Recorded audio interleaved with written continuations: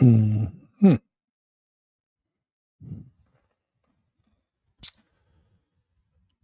Just about there, folks. Just about there.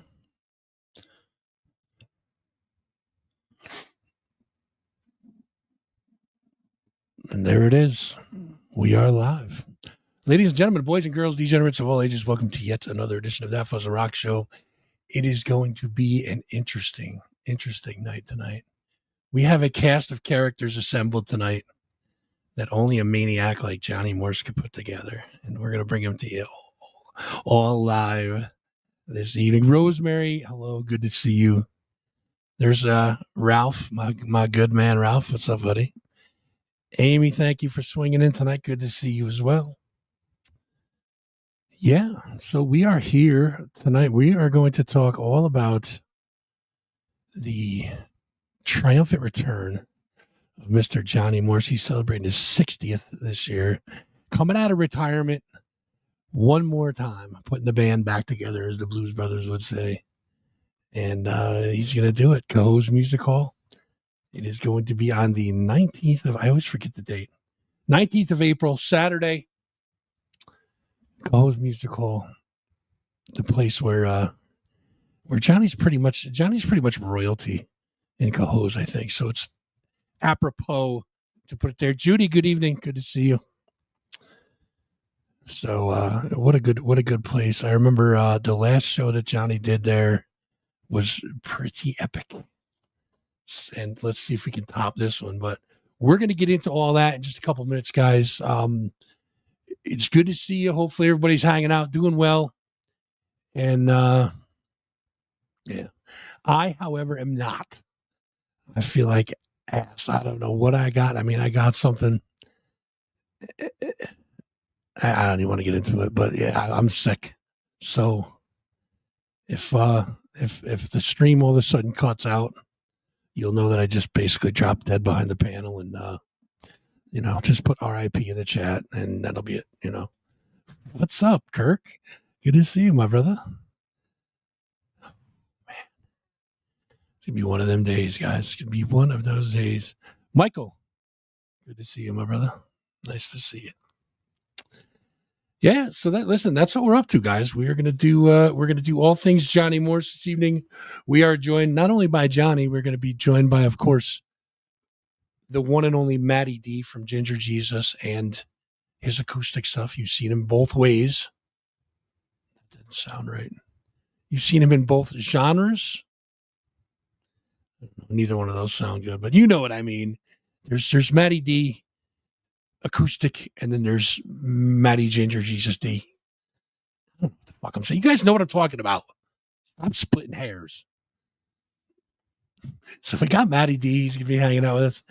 CJ and Micheale Ann are going to be joining us from Mike and the Monsters in just a little while. We're all going to talk about this crazy ass show. Not only are those two bands going to be setting the bar high for Johnny to take the stage, but he's got a list of all-stars.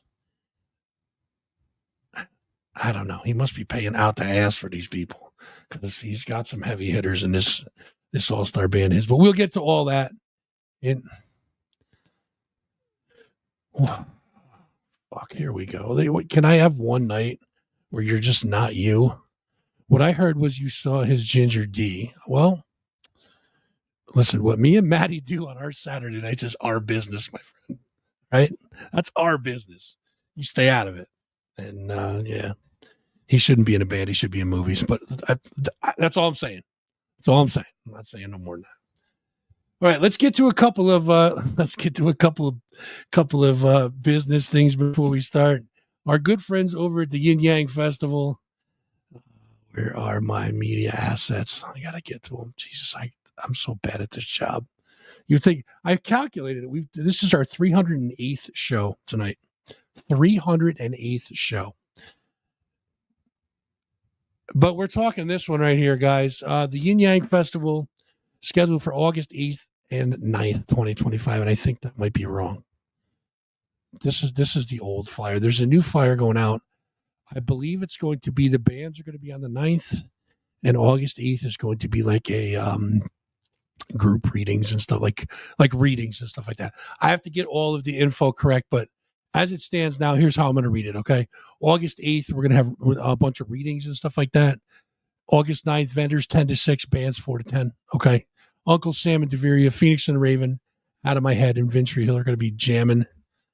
It's going to be a great event. Brought to you by Radio X and Magic Moon. Of course, you guys got to stop up there. Saratoga Springs City Center, Saratoga Springs, New York.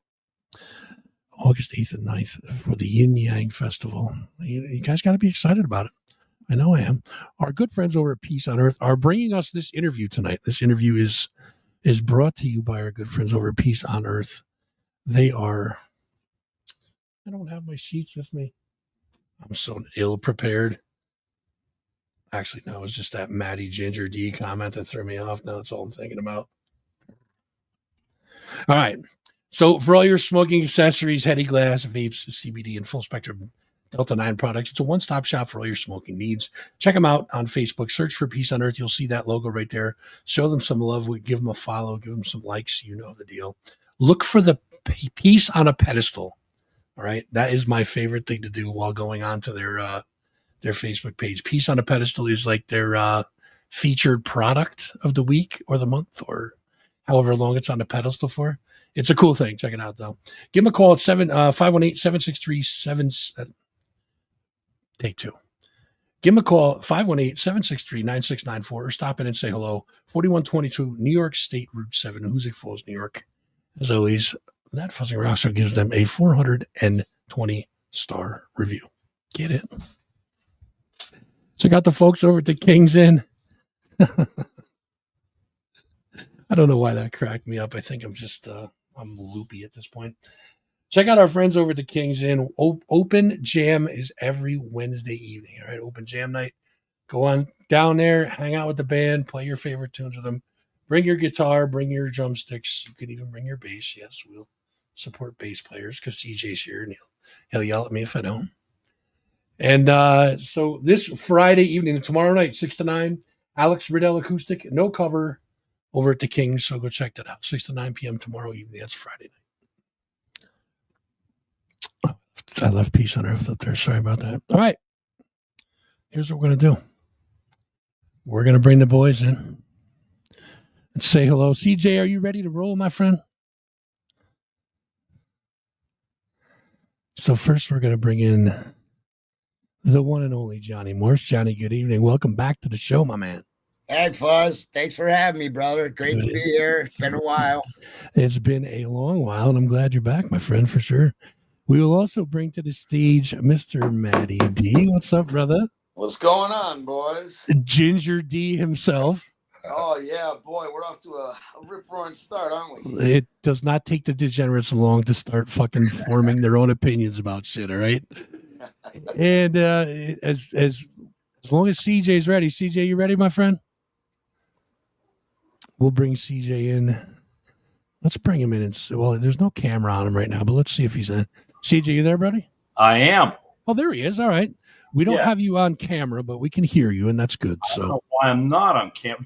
Johnny Morse is messing with my camera. I know it. I didn't do it, CJ. I didn't do it.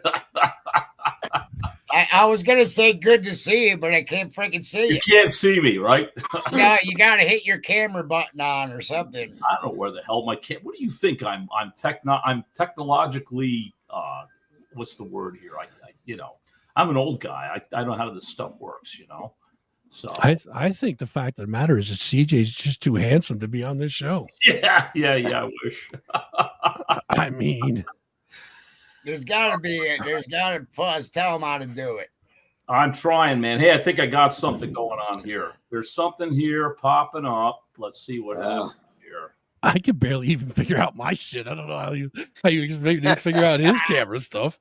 I can barely figure out this shit over here. Man, he's the guy that's got all the technology done. Are you on a phone, CJ? No, I'm on my computer. All right. Well, do you see a little camera thing? It says add your camera. No, just a little thing. And hang on a second. Stop mic, audio avatar, remove from stage. Well, I don't like getting removed by stage. Have you ever had one of those big hooks get around you? They pull you off stage, Matty. The hook. Yeah, get the hook, man. See, I'm that old. Oh, it's easy for me. Watch this. Here's the hook. Ready? There you go.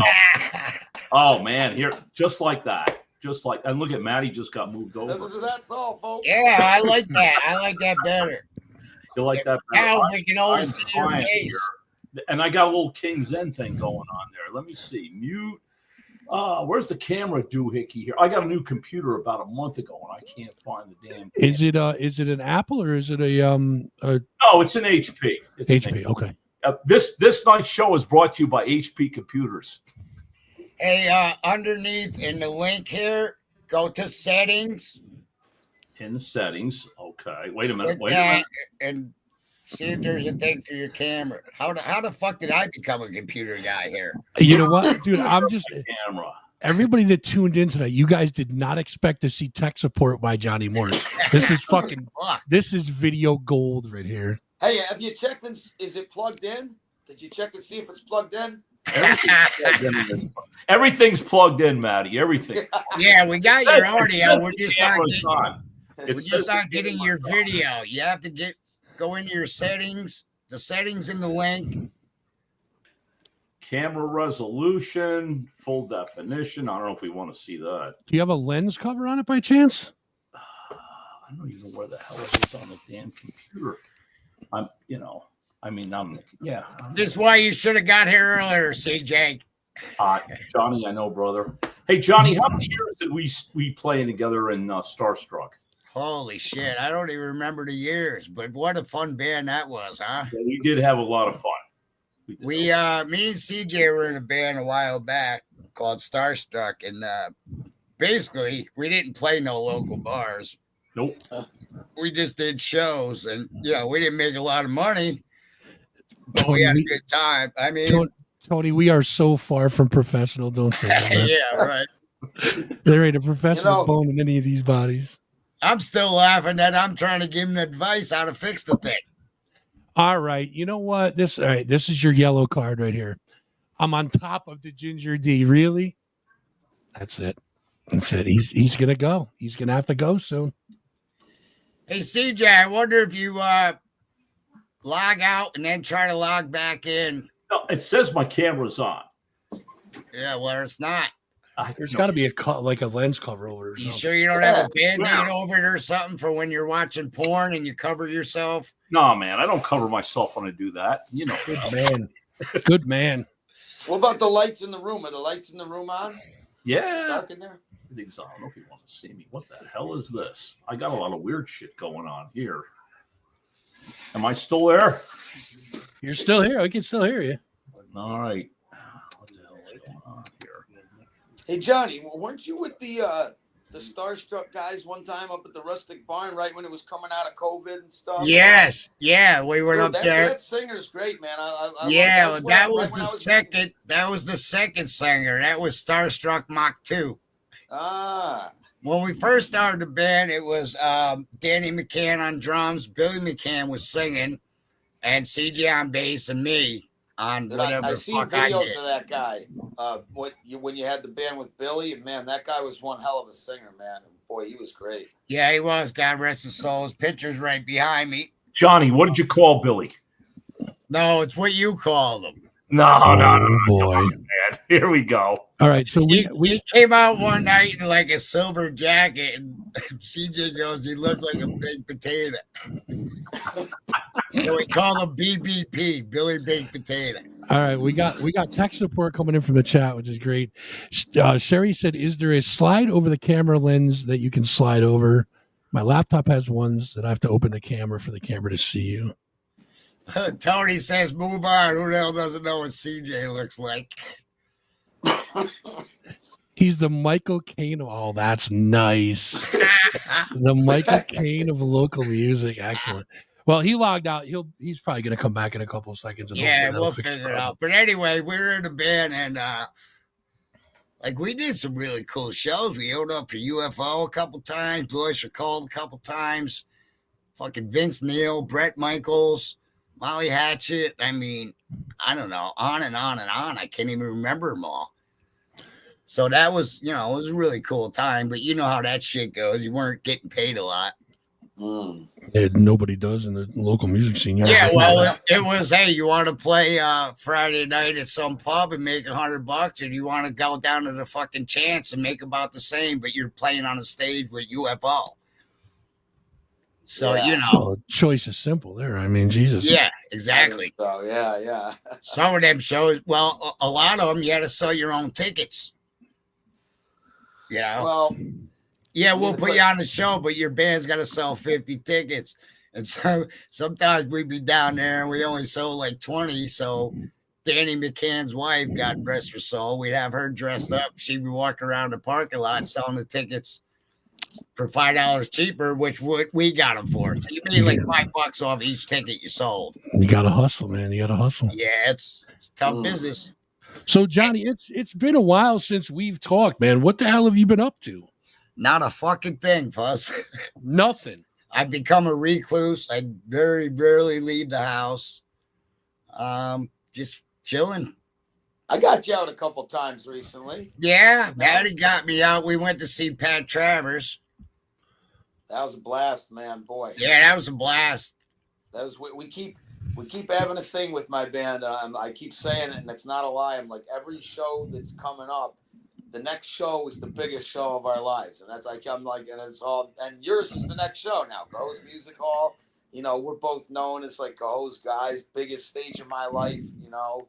And it's a great little theater. Well, Fuzz knows. He was one of the MCs at the retirement show. Absolutely. Which I almost got carried out in an ambulance before I went on stage, but we're not. Yeah, we're not going to talk about that. We're not going to talk about that. People don't know the behind the scenes shit, though. No, we put that one in the vault. That one stays right in the fucking vault. We ain't touching that. Listen, that was a great show, Johnny. We did lose CJ, but we actually gained a mic. Oh, hello, lovely. Yes, he is. What's up? Hey, look, I'm wearing my Monster Crew shirt. All right. And Matty, so you don't feel left out, I got my Ginger Geezus. Hey, yeah, my guy. All right. This was the night of Pat Travers. You gave me this, and I thought I lost it, and it was in my hallway. No, yeah, that was a fun night. Hold on 1 second. Well, I got a little too ripped up. I was on a 2-day run for that show. Johnny, I think I could top you. I think I could top you on both of it because I have my Ginger Geezus CD right next to me. Of course, that's where it always stays. And as far as Mike and the Monsters goes, I have right there. That is my Micheale Ann mannequin, which I have like half of her wardrobe hanging off of right now. So the rule is the rule that we have is anything that she wears on stage that is neon green, I confiscate. Except for one thing. There was one thing that I did not confiscate. All right. Well, I'm not going to get into that one. No, hey, Mike, but how about this? I got a Matty Matty D coaster. Oh, for fuck's sake, you win. Is this a competition here? And I got a Micheale Ann back scratcher. I like it. Fine, you win. All right, let's bring Audio CJ back. There we go. I am here without my camera. I'm going to blame Johnny for that. That is Johnny's fault. Yeah. Absolutely. Blame me that you have no technical proficiency. Johnny, I love you, brother. How long have we known each other? Long time, right? Long time. Yeah, a long time. I was just telling him all the shows we did while you were out of the chat. With you know what? Remember opening up for Bret Michaels? Oh, geez, he wouldn't get out of the tour bus because he didn't like the green tea or something. No, they said he was sick. First, we were in the parking lot. We were smoking weed, and my drummer was bringing his cymbal stands in. And somebody on his bus called the state police because I guess Bret was getting death threats at the time. I think he was screwing around with Billy Ray Cyrus's ex-wife or something. He was getting, I don't know. That's the story I heard. But anyway, the state troopers come up. We're in there getting fucking high. We rolled down the window. It was like Cheech and Chong. Yep. Smoke comes out. The cop goes, I don't care about the weed. Where's the guns? We're like, what fucking guns? These guys bringing in the cymbal stands. We got to be on stage in 20 minutes. So they just took off and let us go. And then all these girls are going, Johnny, can you get us to meet Brett? We want to get a picture with him and his big bodyguard. His name was Big John. Remember that guy? He was on that show, Rock and Love. Yeah. He goes, Brett's not feeling well tonight. There ain't going to be no pictures. So he had a trailer in the back with his picture on it. Said Brett Michaels, Roses and Thorns. And all these girls were trying to get on his bus and taking pictures on the thing. And this is a bad story, but it's true. I just got done peeing all over the friggin' thing because he wouldn't take pictures. So these girls are kissing it, going, look at, we love you, Brett. Yeah. That's a true story. Yeah. How about UFO down in Poughkeepsie? Yeah, we did that a couple times. Yeah, we did. Michael Shankner. Yeah. Molly Hatchet. Vince Neil. Micheale Ann. Vince Neil from Motley Crue. There you go, Micheale Ann. We got to do a show with Vince Neil. That was pretty cool. That was at Northern Lights, wasn't it? Yeah. We played with Pat Travers quite a few times. Pat would see Johnny come and he'd turn around and run away and get in the tour bus. True story. So it looks like we are live at the King's Inn. Hello, King's Inn. Good to see you guys. Hi, Judy. Hi, Up. Love you guys. So, Johnny, let's talk 60 years old you're turning, man. Turning 60. Everybody that fucking had the bets on 27, you lost. Micheale Ann's only 25. I know this. Micheale Ann's been doing this as long as I have. She's only 25. I'm telling you. I'm in a band with 25, Johnny. Well, she's got the energy of somebody that's 25. I don't know how she does it week in. You got that right. I got to give props to all you guys that are still doing it because I'm way done with it. This last show alone is killing me. The fucking anxiety and the worrying. You know, what are you worried about? Come on, you're a veteran. Worried about people showing up. They'll be there. Just like last time. Well, the last I checked with the music hall, we had just under 100 tickets sold. And I need like more than that to cover my ass. Yeah. I mean, what'd you have last time? It was about like 330, 350? Yeah, it was just like over 300 or so. And then I had people, I want to say I had people complaining about the price. They're like, your last show was cheaper. It was $15, but that was 3 years ago. Costs more to get the place for the night now. That's just the reality of it. I understand. I get it, but you know. So I just added $20 balcony seats for the people that were complaining. You go on the site, hit reserve seating, and you can go up in the balcony for $20. And that's the best I can do on that. I think a couple people should buy them for $35. Fuck that. Well, you know, it is what it is. I'm going to scout them in the parking lot for $50 a piece. How you like that? Yeah, good luck with that. Johnny, wasn't there a guy asking you about, he was like, what about for like $5 for the rooftop? Can you do that? Oh, yeah. He said, how much for tickets for the rooftop with no sound? I said, we got a deal, $5 a rooftop ticket. $5 for a pair. Listen, Monty Hall, let's make a fucking deal, all right? $25. I mean, you can't see any show at the music hall for under $25. And, you know, it's 3 great bands. And I want to say right now to these guys, I'm honored to Micheale Ann and Ginger Geezus for doing it. And I just want to have a good time. Hopefully we get enough people. And you will have a good time, Johnny. All your shows are always a good time. You're adding Ginger Geezus, you're adding Mike and the Monsters, who also bring the good time. It's going to be fine, dude. All right. So let's first talk about this all-star band that you got put together. Tell us about some of the people that are in this all-star band. It is packed. Yeah, well, these guys have been doing it. I've been doing my birthday bashes for quite a few years. Mm-hmm. I'm sure a lot of people made it out to some of them. And I got Stormer Norman on drums, my original drummer, and well, you know, my main drummer, and Paulie Frame on bass. And joining us will be Ron Toth, guitar shredder, JJ Savage, guitar shredder, Rob Carson on sax, Paul Zarvis on keyboards, and coming all the way down for the show is Kristen Capolino, who's always been there for me. And if anybody's never seen her, she alone is worth the price of admission.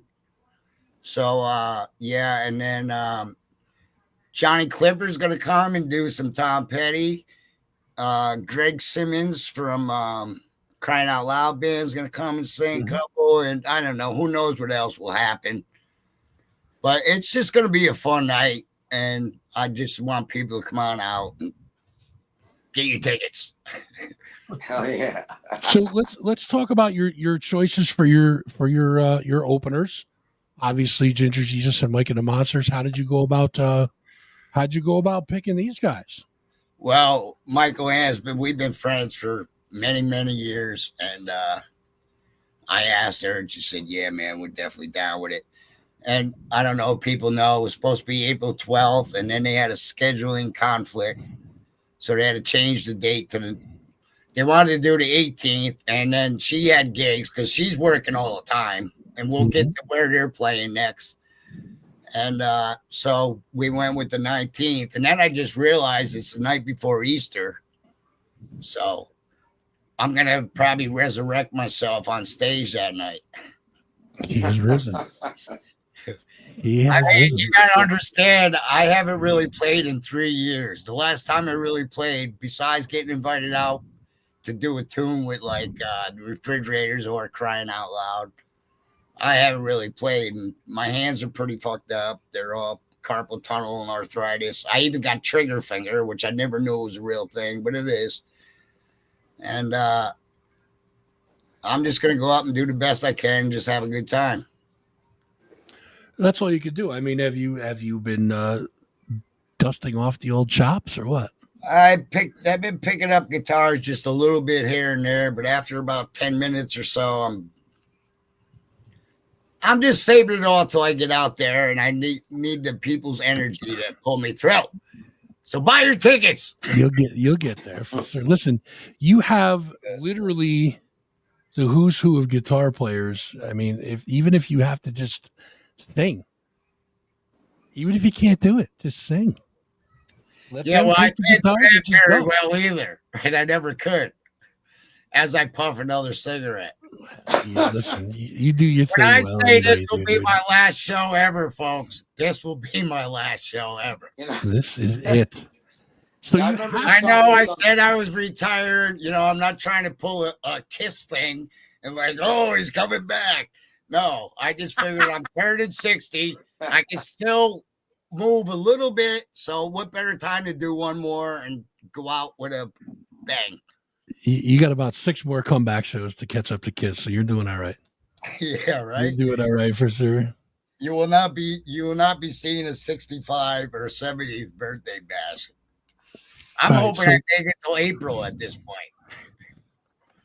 So tell us, Johnny. Tell us a little bit about Johnny World. What about it? Well, that's what I'm asking you. Wait, Micheale it's your world. Have you ever been to Johnny's house? I have not. So Johnny has the coolest freaking house. If you've never Matty's been here, Micheale Ann's been here. We actually did a podcast from here with Micheale Ann. Remember that? That was a blast when we used to do them. Yeah, that was a lot of fun. Monday Night Mayhem or something I called it. Yeah, I remember that. We just sit around and drink, and Joel, my buddy Joel, would film it, and we sit around and drink and tell stories, and then we'd play a couple acoustic songs. It was a blast. And then the COVID shit hit, so we went to doing these type of shows, and it just wasn't the same. They're fun, but they're not the same, Oh. Johnny, do you remember what your first guitar was? Oh, I've had a guitar as long as I can remember, like little plastic ones or toy ones or whatever. But I think I was about 8 or 9 when I got my first real electric with an amp. I think it was a Kent semi-hollow body. Do you still have it? Is it still in Johnny World? No, I don't have it. I wish I did. There's a lot of guitars I don't have anymore that I wish I did. All right. So But I mean, at this point now, they're basically like decorations in my house. I got them all around me. I don't really pick them up like I should. look who you're telling. Look who you're telling that to. I still got my That's about first the same as guitar. me. Yeah, right. So how many guitars actually reside in Johnny World? I haven't done a head count lately. Some of them are still in cases and shit. So I'm thinking around 40 or so. Not a bad count. Not a bad count at all. I was hanging around 50, but over the years as I get older, I just started giving them away. Some of them, you know, my cheaper ones, of course. I know every Christmas I give away a couple guitars, and I remember I think I even gave Kai one once for his birthday, and I didn't even know him that well then. Matty, your buddy Kai. Which one was that? Do you remember which one? I gave him a freaking like a classic. It's a Silvertone, which is a cheaper guitar, but it was a Silvertone Strat from like the 70s. So it's, you know, they're kind of hard to find. Yeah. He might, who knows? He's probably still got it. I don't know. He probably sold it for $50.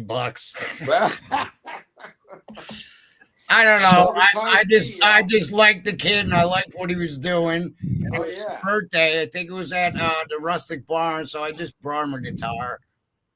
Dude, he's the best. He's up at J&P's right now, actually playing with his band right now as we speak. I was over there right before I joined you guys. So yeah. And J&P's is where the after party is for the whole show. Yeah, let's not forget that. We'll be heading to 169 Ransom after the show. Yeah.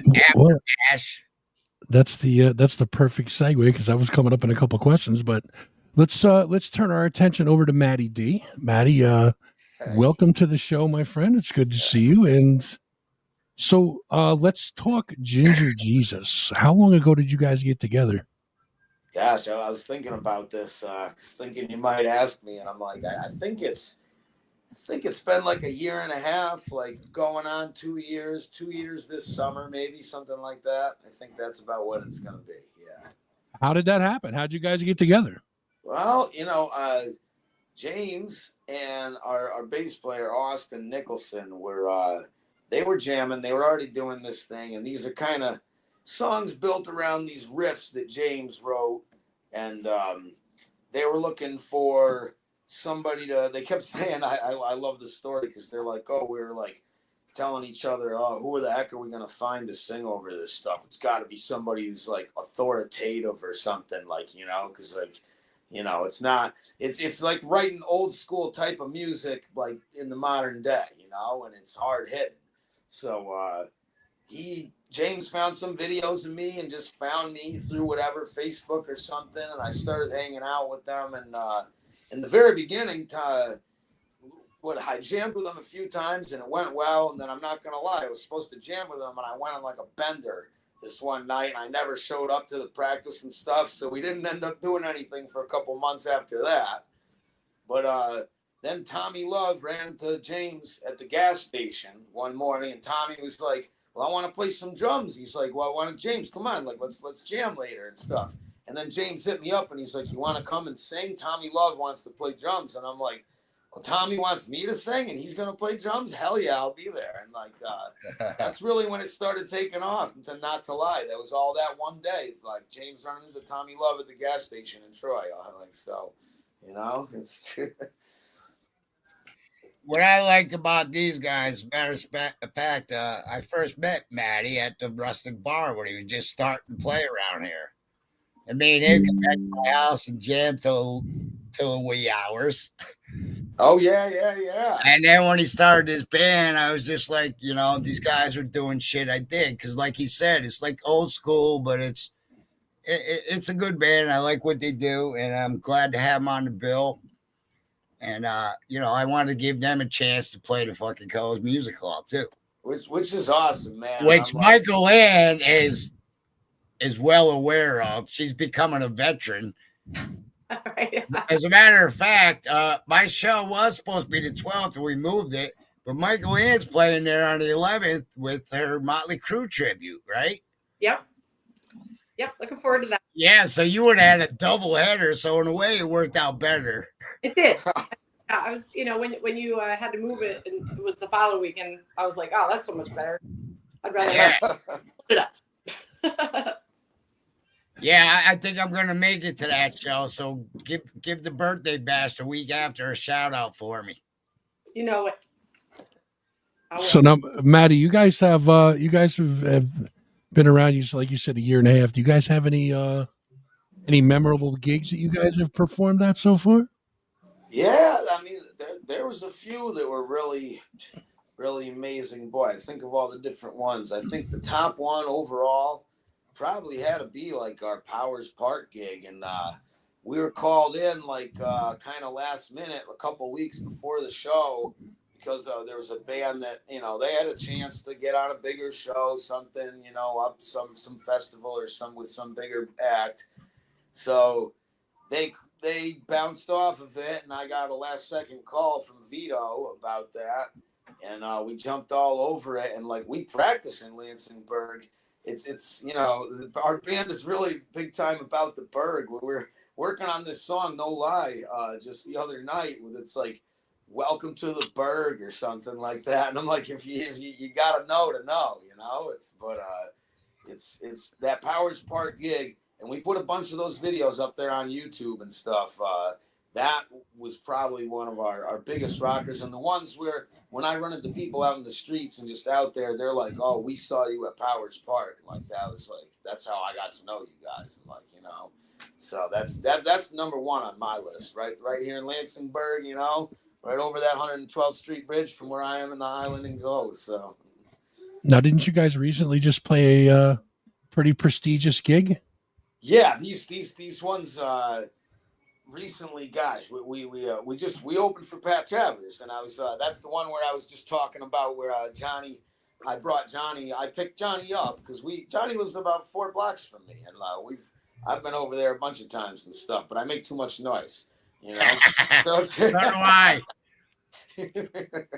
But yeah, I grabbed him and we went up there, and Ginger Geezus opened for Pat Travers. It was that's like I keep saying, and it sounds so cliche, but like each show that we've had going forward is like every time the next show is like the biggest show we've ever had, in a way, or the biggest stage we've ever been on and stuff. And that one, the pressure was definitely on, but I love that because the pressure brings the best out of me when I'm up there and stuff. Because I'm always gonna be nervous and scared and stuff, but I'm just gonna, when I'm up there, it's a different world. I'm almost in like a fugue state. I don't even I barely even remember what happened when I was up there. All I know is what I was doing in the moment.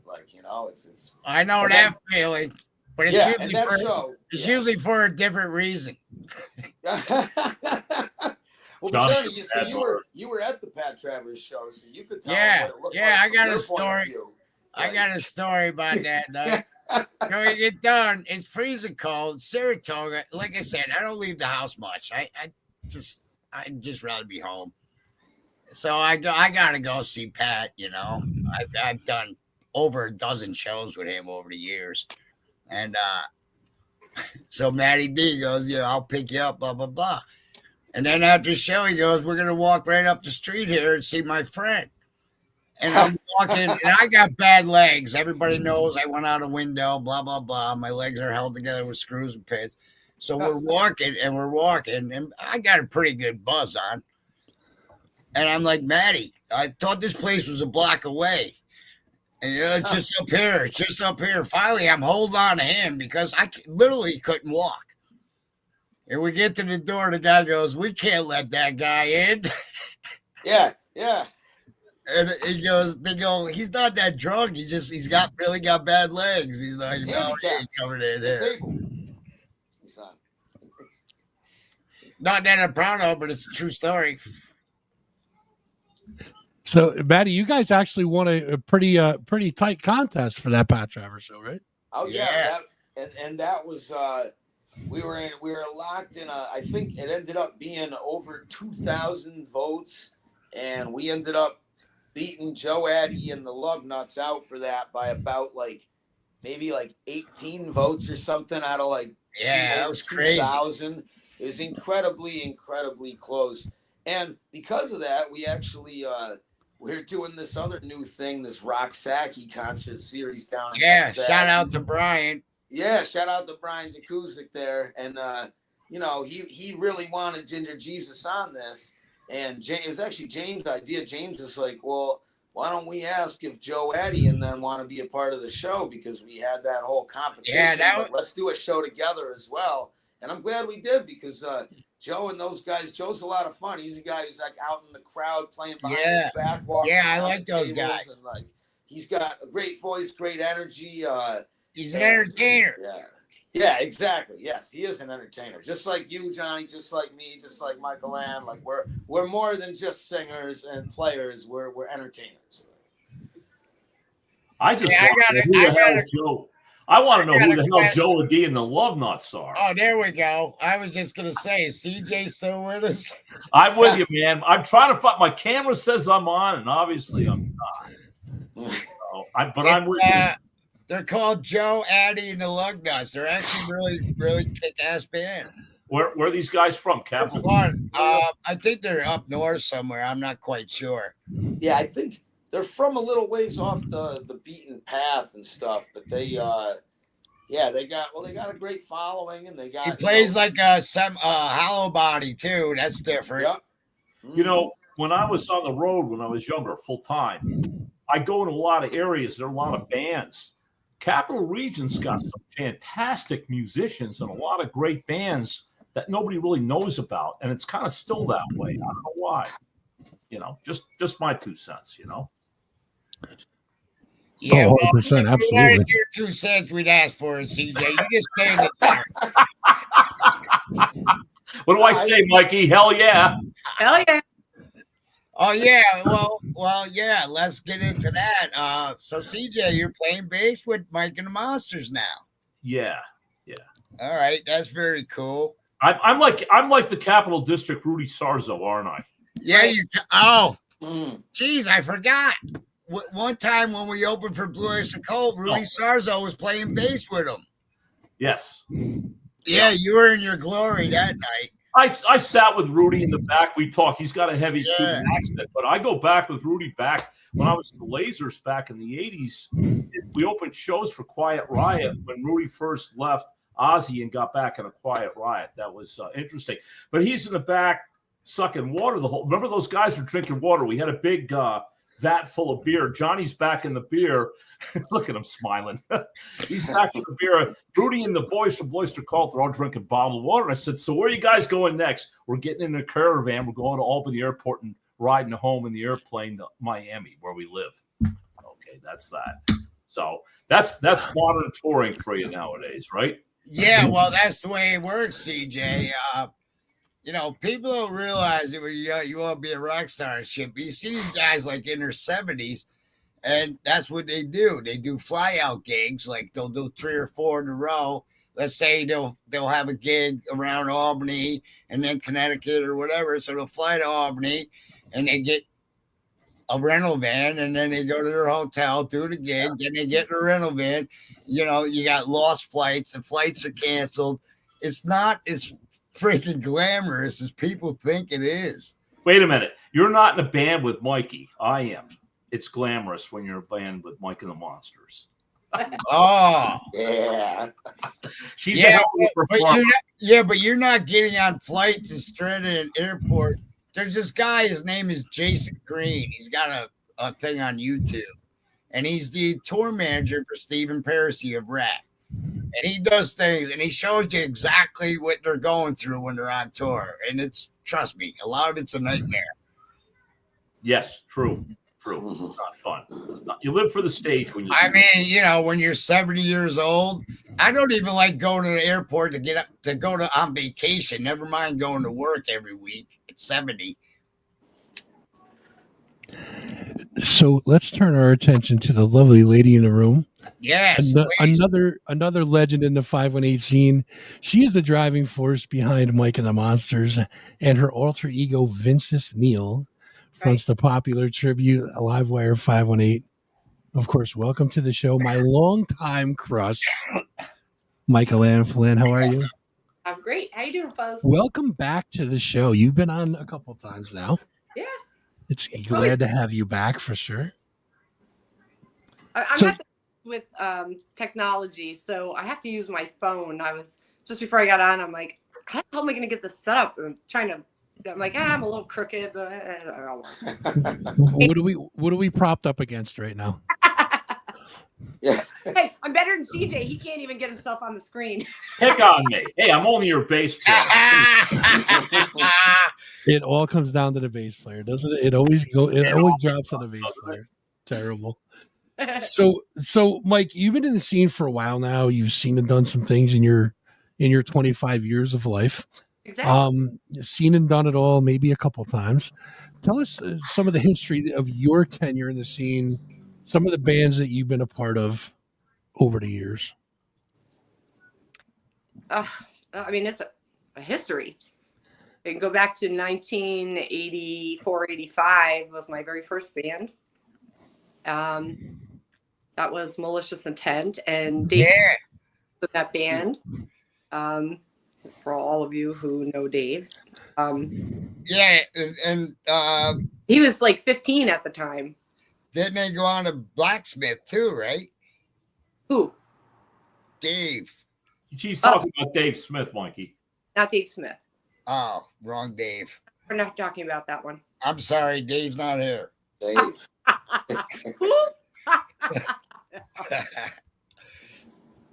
Yeah, so I mean, from I don't know, going way back to the beginning, I was with a band that was actually writing original material back then, and I was like 16, 17 years old, and I did that route for a while.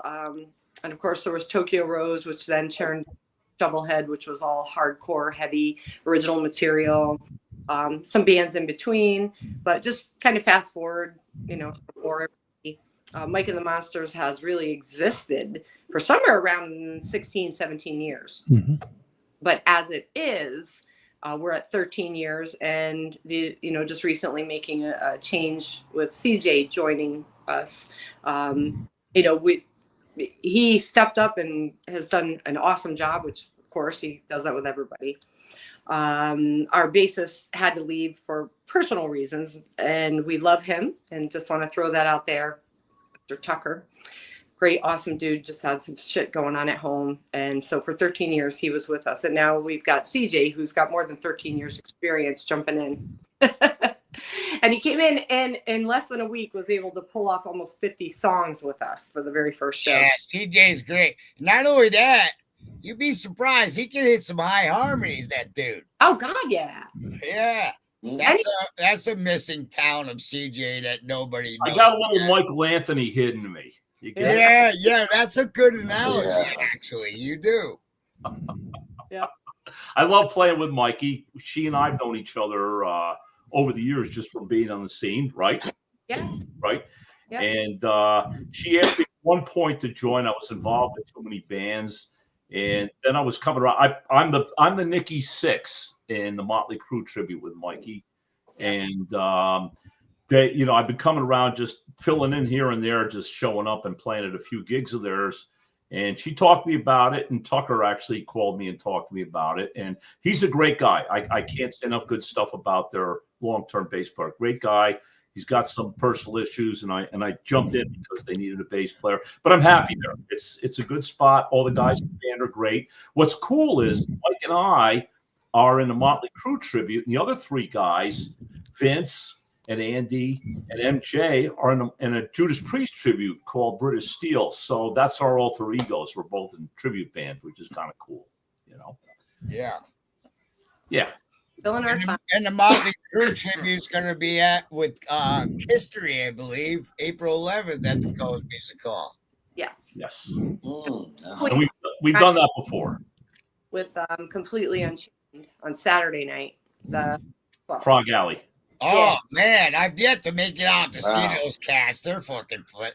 They are good. They are really good. They too. are, if they're not, they're one of the absolute best Van Halen tributes in this country. I'm going to say from what I've seen, they're tops in my book. There might be someone I haven't seen. You know who plays drums with them? What's his name, Mikey? Zoltan. He plays with Vince Neil and with Scudder. Yeah, Zoltan, he's freaking amazing. He's like a fucking acrobat behind the drums. Is he still with him though? I think he only does certain gigs depending on his schedule. He only does certain dates. Yeah. Works with Vince Neil when he's on the road, and then he's working with Slop. Yeah, right. Oh, yeah, that dude's always working. Why would he be? Yeah.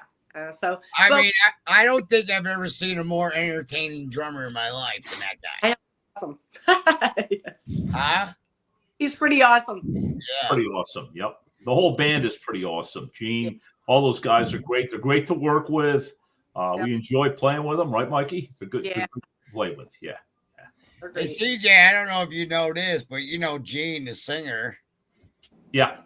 His brother is Tommy that plays guitar with Alice Cooper. Tommy Hendrickson. No yeah, you know that short dude. He looks a little like Mick Mars, the dark hair. He's been with Tommy Hendrickson. That's Gene's brother. No kidding. Yeah, here's some little trivia for you. Yeah, there you go. There you go. Johnny, speaking of trivia, let's talk trivia for a second because you told me that you have a question that you're going to give away some tickets to the show. Oh, yeah. To a lucky person that is in our chat right now. So, chat, get ready to type. Johnny's got a question for you. Now, are they going to win a pair of tickets? What are they going to win, Johnny? It's a pair of tickets to the show. I just got to get your name, and your name will be at the box office the night of the show. If you're getting the tickets from me, that's $100 value. $50, of course, through the box office, but $100 through me. But, Johnny, ask your question. Chat, listen up, because this is the question. All right. You guys are going to get a free pair of tickets to the show. All you got to do is answer the question correctly. If you can't get the answer to this one, I got a special one that we will definitely give a pair of tickets. Oh, I can't wait to hear that. I hope they get it because I don't know if I want to hear yours.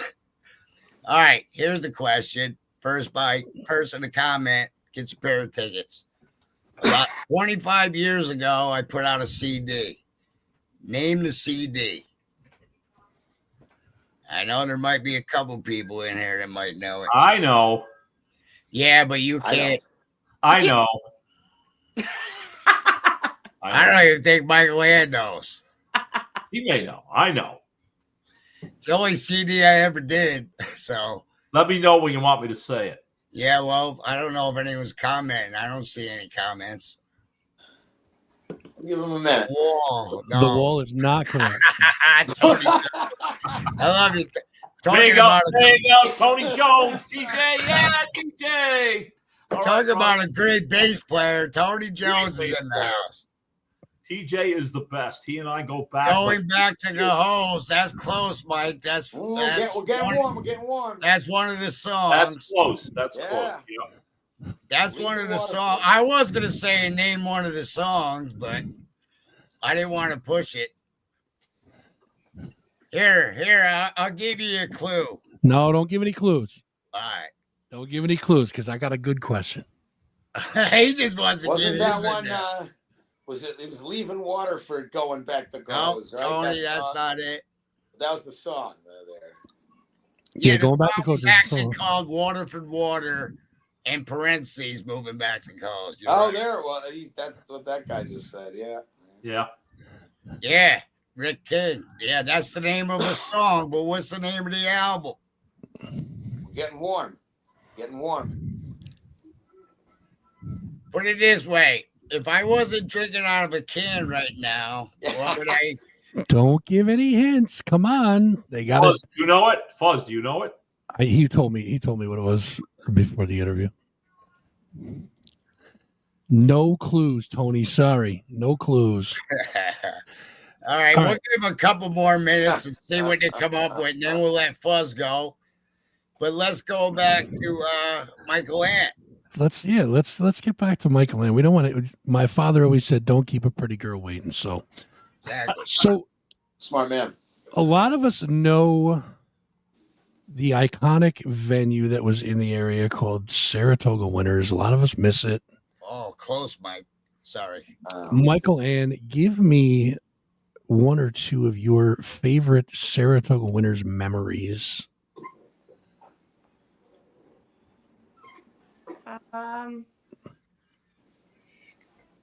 And don't say it burning down because that would just make me sad.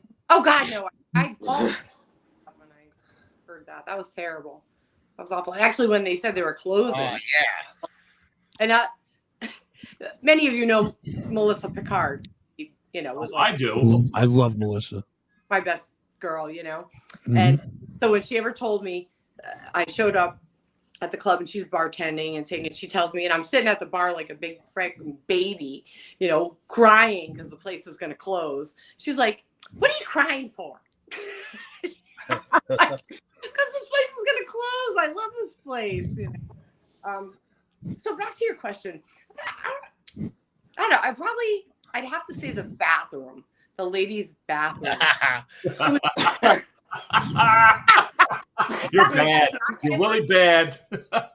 Oh God. All right. Go back to Tokyo Rose. Now, you know what's funny about that you say that? Everybody that talks about winners, that's one of the first things they say. Those fucking bathrooms. Everybody says that. Everybody does. We used to do, when I was on the road with the lasers, the first thing we do is run in the ladies' room and see what the girls are writing about us. This is a fact. Look at Mikey. She's just smiling over there. They used to do that. But what the girls are writing about the guys in the band, it was always something new. Right. Yeah, and CJ used to sneak in the ladies' room and write good things about himself. I did. Check out that bass player, the lasers. Hey, He's wait hot. a minute. God. Not to interrupt you, but we have a winner on a pair of tickets. We do. Tony Jones. Tony Jones, my man, Tony Jones. You're in, brother. There you go. Tony. Congratulations, Tony. There's another guy that's an area icon. Underrated bass player, done a lot. Hanging out with Penny Knight. How cool is that? And Tony's been in a lot of iconic bands that have traveled over New England. I was doing the club circuit all over New England when Tony was doing that too. Great guy. Great bass player, can't say no good stuff. Just a great person. Yep. Well, congratulations, Tony, on your win. You got a pair of tickets at the box office. Well, now I feel bad that Fuzz didn't get to ask his trivia question. Well, I guess we'll never know now, won't we? Well, I don't know. Maybe we will, because I'm feeling a little given tonight. Oh, hey, let's give something else away. Yeah, let's do it, baby. All right, Maddie's got the gin. You want me to give another question? I'll give you another question. You want the question? All right, we're gonna. I'm gonna let Fuzz tell his question, and we're gonna give away one more pair of tickets. And look it, you guys are killing me. Yeah. I need the people that don't win tickets to buy your tickets now because I don't have a lot of money laying around to pay for this show, and we want to have a good time. So. Go ahead, Fuzz. All right. So 10 years ago, Johnny made a porn video. No, I'm just kidding. All right. I'll tell you the answer. It was Rambone. You're not supposed to tell him. Now you got to give everybody a pair of tickets, Johnny. Nice job. All right. So the winner of this question will get a pair of tickets. Johnny's being generous. What color underwear is Matty D wearing right now? Oh, my God. Do we want to know this? Yes, we do. He's looking. I say Commando. Whoa. You can't. You're already going to be there. You can't win the tickets. Yeah, but that was a good guess. Because if he asked about me, Micheale Ann, you would have been right. All right. Rosemary said white. Jamie said blue. Sherry said pink. Whoa. Judy said red. You know, this is all the girls. Has anybody gotten it correct yet, man? Hey, wait a minute, Fuzz. Let's give him a minute to do that. But as we're doing that, Tony Jones just said he already bought tickets. He'll donate them to CJ for lying about my talent. and all right, so since CJ is going to be playing at the show, the second person to get it right was Kimberly Thibodeau. So Kimberly, you're going to get the tickets because Tony Jones already bought it. There we go. All right, so Kimberly, your name is going to be at the box office for a pair of tickets to go see the Lodo Birthday Bash on April 19th. It's a Saturday at the Cohoes Music Hall. Congratulations to you. And thank you, Tony, for buying tickets, mate. So, Matty, Yeah, have we had a winner yet? We have white, blue, pink, Yeah. red, So are you ready? Are you guys ready? It's, green. Somebody said green fuzzing green thongs. Nice. Mikey said commando. Purple, red. Yeah, which I appreciate that. I appreciate that vote of confidence. In general, yeah. And that would be a good idea. But now tonight we're looking at blue. Blue. So Jamie. That's right.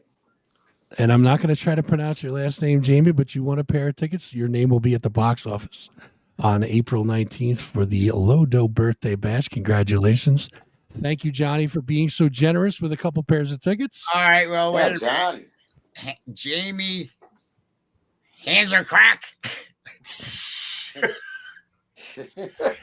Hey, John, are you going to play some of your hits? Journey to the Center of Cohoes, Cohoes Monster. Yeah. Yeah. I can't believe you remember Cohoes Monster. We had a lot of fun with that band. We had a lot of fun. John wrote some pretty crazy original Janczaryk. I Correct. want to get her name down, so I make sure it's at the back box office. No, Tony, we don't need proof. We're not going to get kicked off of YouTube. Matty showed his giant fucking bulge. No way. Maybe there's a good thing I'm not on camera tonight. Oh. Wait, I what? love you guys. Wait, what color underwear are you wearing, CJ? Damn. Never mind. Hey, I'm not giving away tickets for CJ's underwear. I already got a couple pairs on my wall. We all know that every time I do a live broadcast, I don't wear pants at all. So the commando is mine. I own the commando. All right, I'm gonna have to leave the podcast now. Yeah, you really crop your bottom half off there, don't you? Yeah. I do it on purpose. I don't want, ladies got to keep a secret somehow, don't she?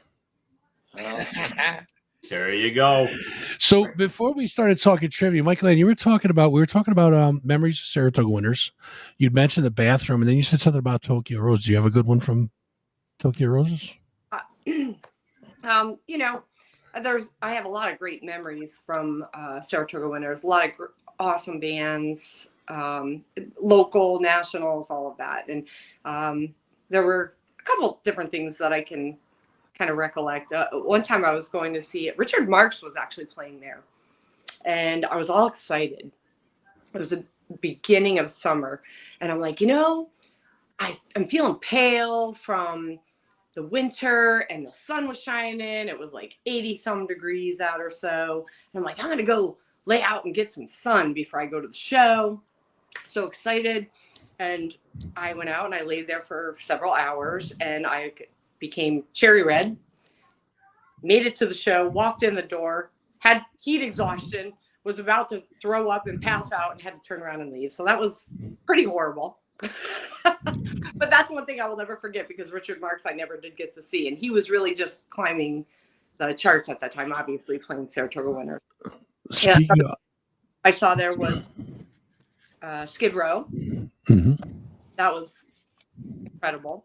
They were just making it in LA. They hadn't even been on MTV yet. And I'm going to say maybe 2-3 weeks after they were at Winners, they were on MTV. I'm like, hey, I saw that band and I met that singer, and that singer, actually, we all know who he is.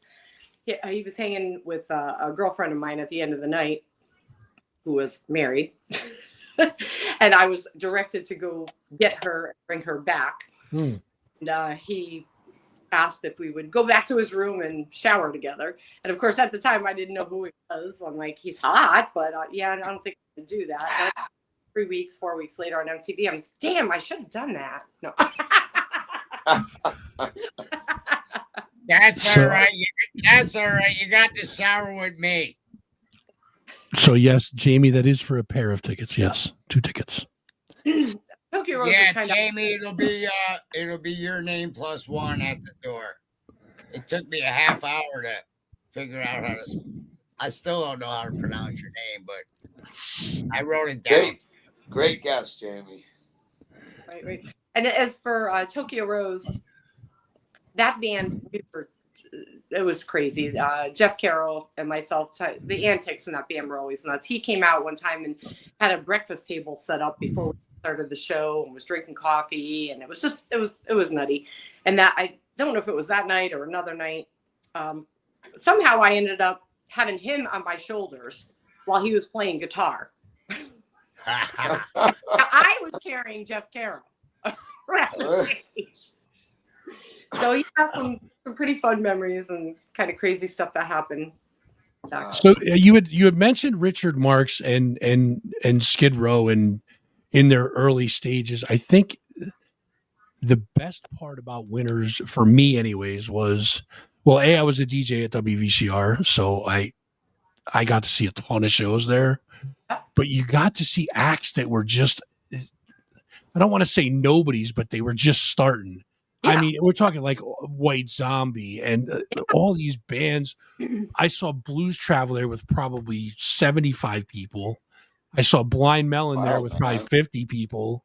Like it was crazy. Yeah, but who's the what's the singer with the red hair? We warmed them up. He died. Kind of rock punk. From Blind Melon? No. Oh. You're not thinking Lane Staley or Scott Weiland, Stone Temple Pilots? That guy, yeah. Scott Weiland. Stone Temple Pilots? Yep. And we just remember him coming in and he had this like bright red hair and everything. And we're like, who are these people? You know? Black Crow. Yep. They all played there, and it was like, even Melissa. I saw her there. Very few people there, though. That was the cool part. It was like such a cool Fuzz. I was in a band called Nasty Habits, and we did a radio interview at VCR. I remember you guys, yeah. Absolutely. Yeah, all original stuff are showcased in New York. Danny McCann, actually, who played drums with me and Johnny and Starstruck, was in that band. Mm-hmm. And it was a combination of really good players. And we got pretty close to getting signed to a major label, and then grunge kind of popped in and pushed us right off the map. The other story I have about Saratoga Winners was I was in Triffid, and we made a record at the time, and we had a record release. And we opened up for Winger. And like you guys were just saying, they were up and coming. It was a new tour. And I'll never forget that, because at the end of the night, yes, Tony, King's X, at the end of the night, where they finally let us out. You couldn't move in the place. They wouldn't let us out of the dressing room area. We got to the front of the room, and they got rid of the audience. I'll never forget this. There were so many bottles and cans on the floor. The guys, Mikey's heard me tell this story. The guys had snow shovels, and they were scooping all the bottles and cans into piles in the middle of the floor of that place. I'll never forget that. Absolutely. Fuck's sake, CJ. They did that every night I was there. I'm sure. So I think one of my very favorite WVCR Saratoga Winners stories was I was on the air doing a rock shows from 9 to midnight, and I got a phone call from Arnold, the anarchist, and he goes, "Hey, do you want to interview Guar?" Oh, and I'm like, of course I want to interview Guar. I'm like, when's that? He goes, about 15 minutes. We'll be right there. Click, hangs up on me. Nice. I'm like, what the fuck? So I'm sitting there. I'm like, what am I going to say to these guys? I think I'd done like one interview at that point, and it was like, what the fuck am I going to say to these guys? So I'm envisioning like these giant ogres walking into the studio. Yeah. Was that when Dave was alive? Yes, Brocky was alive then. So the door to the studio opens. I hear the door open, and there was like the front door, and then there was another door for the studio was closed. So I hear the front door open. I'm like, fuck, they're here. I'm not ready for this. Like, the door opens, and in walks 5 of the goofiest looking fucking dudes I've ever seen. Right? Normal, everyday fucking guys. I'm like, wait a minute, where's Guar? And Dave was a genius, though, man. He was absolutely. Yeah. So he holds out his hand. He says, "Hi, I'm Dave Brockie. I'm odorous from Guar. And I'm like, oh, nice to meet you. You know, just like a fucking really mellow, cool dude. I'm like, oh, this is going to be great. All right, I think I can do this, you know? So the song ends. I flipped the mic on. I said, we're joined by the guys from Guar. Now, the Dave Brockie that I had met 45 seconds prior to this was gone. Yeah. So as soon as I turned the mic on, yeah, now he's odorous. it was like, he was like, oh, you know, I'm Dave Brockie. Nice to meet you. As soon as I turned the mic, he's like, hey, this is odorous. I'm like, holy shit, what the fuck just happened? Yeah, like, well, I lost all control immediately. So this dude calls in. He goes, let's take a caller. I'm like, okay, here we go with this. So I, you know, answer the phone. This guy goes, I'm working over at Golub's warehouse processing place, right? He's like, I want to go to the show tonight, but I can't get out of work. My boss won't let me. He goes, put your boss on the phone. So the guy gets his boss and puts his boss on the phone. And Brockie tells his boss that he was a cop from the state police and that this guy's house just burned down and his mom's dead. And he's got to come and identify the fucking body. Oh, my God. I'm like mortified. I'm like, I'm going to get so fired for this shit. So he's like, he goes, send him home right now. He needs to come talk to me. So the guy got out of fucking work from Brockie lying to his boss and he got to go to the show. Brockie put him on the guest list. It was awesome. Wow. I got a story about them. They were playing unreal. Northern Lights, and I got hooked up with tickets. Matter of fact, CJ, I brought Danny McCann. He's like, who the fuck's Guar? I never heard these fuck. I go, look, it's a free show. Let's just go, man. These guys are fun. And they were fucking crazy. They put on a good show. And then after the show, I was backstage. I was hanging out with Dave. And he goes, you got any weed? I go, yeah. That's true, Gina. Smoke a fucking joint. And he goes, come on, follow me to the bus. And he took me on the bus and introduced me to everyone. He was showing me all their costumes and all their shit. And believe it or not, Dave had some groupies. All these young hot girls are coming up there and goes, all right, Johnny, nice meeting you. I got to go now. He's got business to tend to, right? And I'm sitting on the bus and they got the gun that spatters blood and shit. You know, remember their shows? People used to bring plastic. You know what I'm talking about, Fuzz. Oh, absolutely. You know how you dress for a Guar show? You have to wear a raincoat. You know what I said? Yeah, exactly. Yeah, ponchos. No, fuck that. You wanted the shit all over I think they're still going, but that was all Dave Brockie's idea. He was a talented genius. Is what they are still going, and it's not the same without him. No, it really isn't. It was never the same after him. Still a great band, all right. I love Guar to death, but it's just it'll be entertaining to go see, yeah, but not the same. It's different for sure. And speaking of winners, man, I got some good memories because we were like the house band for a while. We played like every Thursday and every Sunday, and like Salam would give us like $100 or whatever. Johnny, story about Northern Lights. We opened there with Starstruck for this band from New York City. These guys look like Warrior Soul.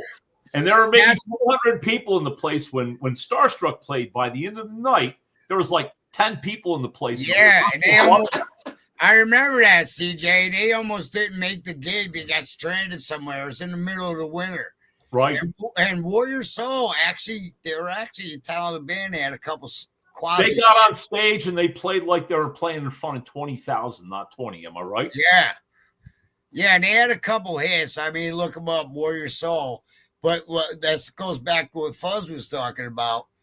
Their style, that's when like grunge was coming around and they kind of got, they were wiped off the map, basically. So, Matty, were you around for the Winners era, or are you too young for it? I remember being there a few times. No, you weren't there. In like high school. I was in like high school, and it was. So was I. One of my buddies was like. I was underage. Artist for some metal band called. I truly was underage when I was. No, we all were at one point. Absolutely. Yeah, that's right. No, but I remember being there a few times when I was a lot younger, and I was, you know, I mean, because I always tell everybody, There full she is. confession, like I wasn't truly on the music scene. Hey, Kristen, what's up? Yo, Hi, Kristen. I can't wait what's to up, see you in babe? April. Can't wait for the show. Thanks for checking in. But yeah, like I was there a couple times when I was in like high school, and I remember the one guy. What is it? I'm trying to remember what his name was. What is it? Because my friend was in this metal band, and they were opening for Salam Mike and Campese. Jabbar. You I talking wanna about say. the guys that ran it? What's that? You talking about the guys that ran the Winners?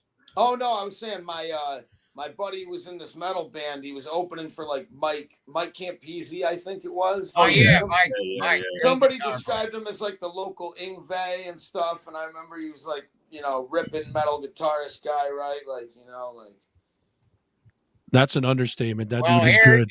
here's a story. Like I was saying, we were like the house band. So whenever some big acts come through, I'd get to be the opener. And I got to open for Robin Trower there. Yep. I mean, Robin Trower is one of my idols. There you go. And then I get a call, Johnny, you want to come up? They just want an acoustic thing. So I put together an acoustic duo. And I go, who we open for? He goes, it's this new band called Bad English. Well, it happened to be Neil Sean, John Waite, Dean Casanova, who plays with Journey now, Ricky Phillips, who went on to play with Stick. You know, it was a super group. And they had a hit song, When I See You Smile, but it wasn't quite a hit. So they played Saratoga Winners. And I'm coming off stage, and I got my guitars, and this guy goes, hey, Johnny, you sound pretty good up there. They had a beer in each hand and a guitar. And I spilled my beer on his shoes. I look up, and it's fucking Neil Sean from Journey. I'm like, yeah, thank you. But yeah, I had the chance to interview Ricky Smith. He's really cool. Yeah, really cool guy. Yeah, Yep. What a career he's had. I think he left Styx. I know He was did. Styx He for did. years and Yeah, years. he retired.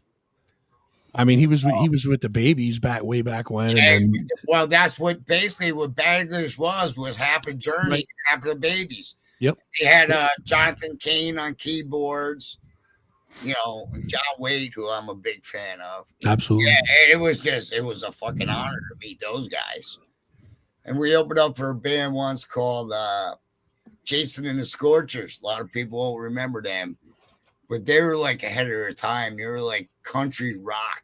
Before country got big, they were a really rocking band. Yeah, Jason and the Scorchers. I can't remember all the fucking shows I did. The Winners was the Winners. I mean, come on. What a period in all of our lives, Micheale Ann, CJ. Right? Yeah. All right. And then Shannon went on to like Godsmack. Yeah, Godsmack, yeah. Child used to play there all the time. Yep. Yep. What is Yeah. that? Mac? They had that whole name discrepancy and had to change the Rat Child America. Yeah, right. Exactly. Oh, So I let me remember ask you guys- hey, Fuzz, there was this band there once, and they were big in the area, but they were a country band. They're called Billy Montana and the Long Shots. I And they remember. I remember that name too. Yeah, they would pack that place. Hmm. And, That's a great name. That's a great name. Yeah, before it was the Winners, it was kind of like a country Yeah. joint, you Yeah. know? So the biggest crowd that I ever played for there, we opened for East Wall. You guys remember East Wall? Oh, yeah. Chris Wise.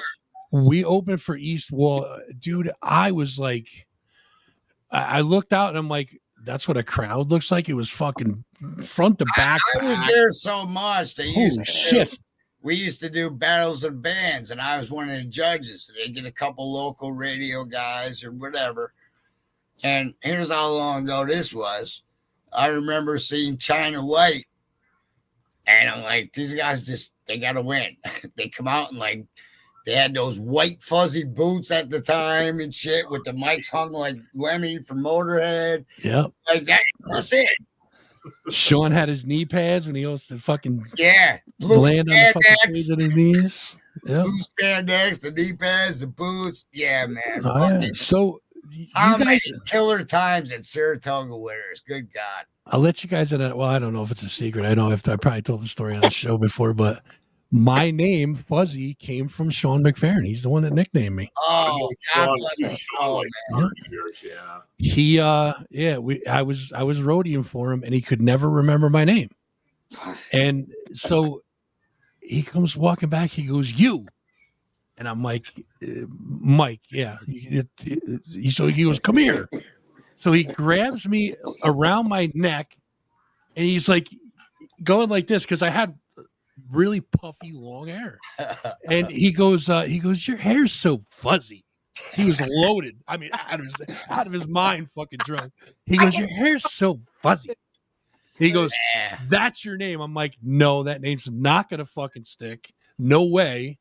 He goes, "Henry, his fucking name's Fuzzy now." So Henry goes, "Fuzzy, come here." I'm like, "Oh fuck, here we go." God damn if it didn't stick. Fucking Sean. Yeah, damn and you. there you are. And now we're on the Fuzz podcast. So There it is. Yeah. And Dion on the How wall, many man. Fuzz- hey man, talk about legends. Sean and Henry, God bless them both. And I this remember, weekend, actually, this weekend at the Cohoes Music Hall, I am honored and privileged to give a hero award away to China White. I am like, I know I'm going to break up, man. I know I'm going to break up, dude. We got to give that a shout out. The Listen Up Awards, already in the crew. Matty, you're picking me up. We're going, right? We're going, and we're going. My business. All right, be at my house at 3. Message me when you're here, and I'll be right there. Before That's 3. Documented now because we're like live, so you have to. Yeah. That's right. It's a verbal contract. Why before 3? Don't start till 3. Because I want to be there before it starts because I'm nominated. I don't want to miss. Last year, true story. Last year they had it up in Putnam, and I was nominated in 2 categories, and there were conflicting times posted about when it was starting. So by the time I showed up, I walked in the door, and I was nervous as hell because I walked in the door last year up there at Putnam, and both of my awards had already been announced. I didn't win either one of them, but you know what? That meant I could relax and have some drinks and have the best time, and that's exactly what I did. Well, yeah, we got to give that a shout out. All right, so we'll meet at 2:30.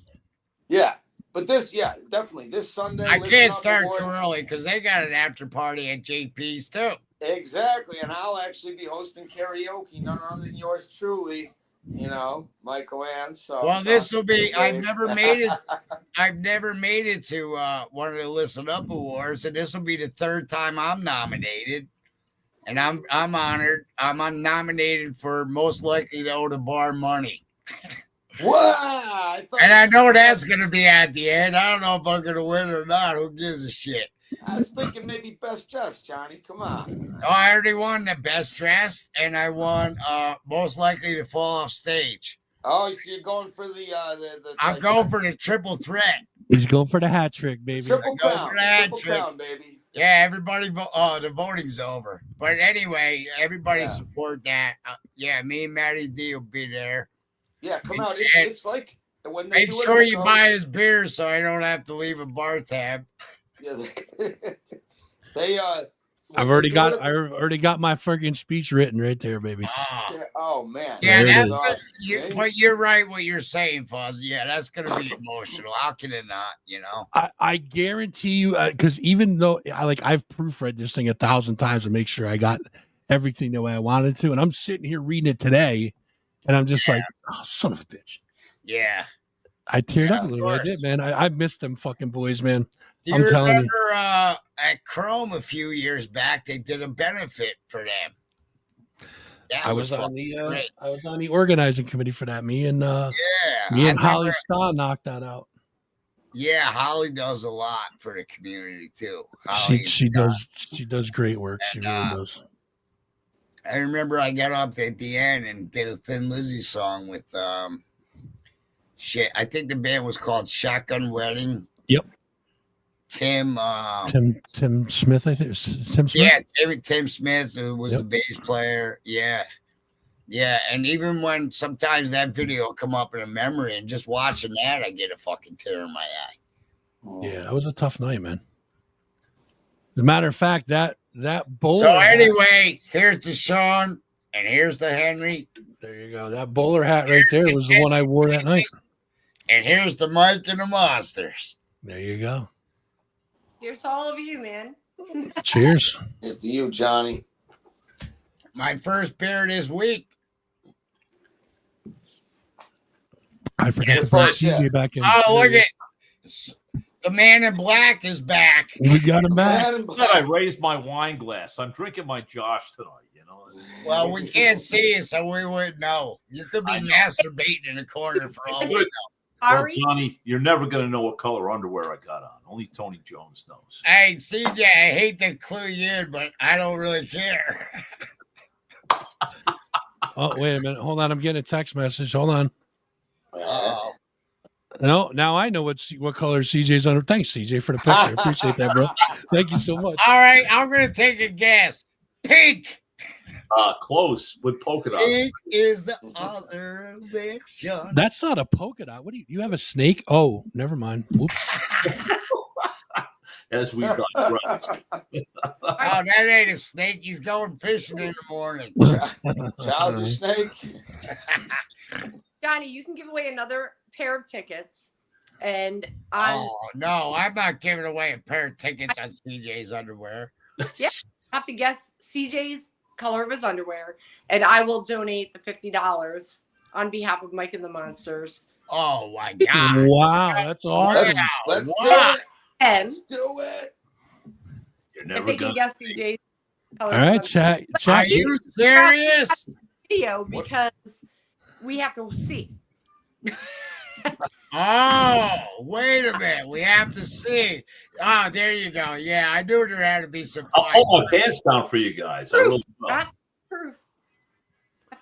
Yeah, well, there ain't gonna be no proof, so there goes that idea. CJ, this is a fucking family show. What's the matter with you? Damn it. Liar.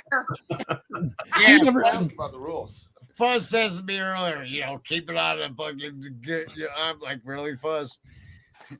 I go, this is coming from What a does that guy. even mean?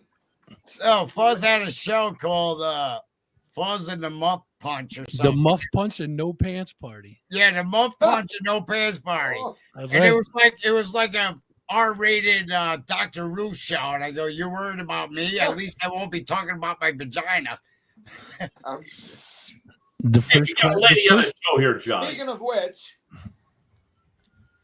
Speaking of which, if Wait, you wait, can guess what- the size of my vagina, you can win a pair of tickets to see CJ's camera work. Oh wait, I don't have a ticket. It's 4.7 centimeters dilated. You know when my camera's going to come on is after this program is done, right? I was gonna say that earlier. Imagine like 5 minutes Then before the we'll- interview ends, all of a sudden It's DJ probably pops up. It's probably something really stupid. I've looked. I keep going off because I have hit the buttons. Everything says everything is on. I don't know where the hell even. I got a new computer like a month ago. I don't know where the hell the camera is on the damn thing. Well, It's probably still like got I like the said factory before, tape over the lens. in the I link that Fuzz sent you, you just click on the settings, and the first thing you'll see is camera. So you click on Yeah. that. It says And it's if on. that is, well, then you got something over the thing. Look in front of your computer and see if your thing is covered, your camera. That would mean it's in your computer I don't know settings. where the hell my camera is, Johnny. It would be on the top of your laptop. Are you on a I figured laptop? it's up there someplace, but it's not showing. uh, Are you on a laptop? What are you on? No, I'm on a stationary computer, an HP. Besides heroin. That too. That too. Hey, oh, the Hose Monster. Who the hell would write that song? Oh my God. We did that as where the hell did we do that? yo, tell me about this song. I know about Journey to the Center at Cohoes. I don't remember the song. It was just a rip we started. And I just started saying she was a Cohoes monster. We would play at the Tugboat down in Cohoes. I forgot Yeah. what it was. We like open mic night there, right, Johnny? And Yeah, I did open mic night there for years. In other words, I did all the shit you're doing like 30 years before, Matty. yeah. No, I know. I get that. Well, that's why. this is like listening to my parents learn to use the VCR. Ah, That's Rosemary, that's great. That's awesome. That's awesome. Yeah, but your parents got the VCR to work at some point. He's still in the dark. So CJ and Mike, let me ask you this. For those of you that have never seen Mike and the Monsters live, and I don't think there's many out there, but for those that haven't, what can they expect to see from Mike and the Monsters at the show at the Cohoes Music Hall for Johnny's birthday bash? Michael Ann's gonna get naked and come out of a cake. Whoa. Well, no. Now buy your tickets. Buy your tickets.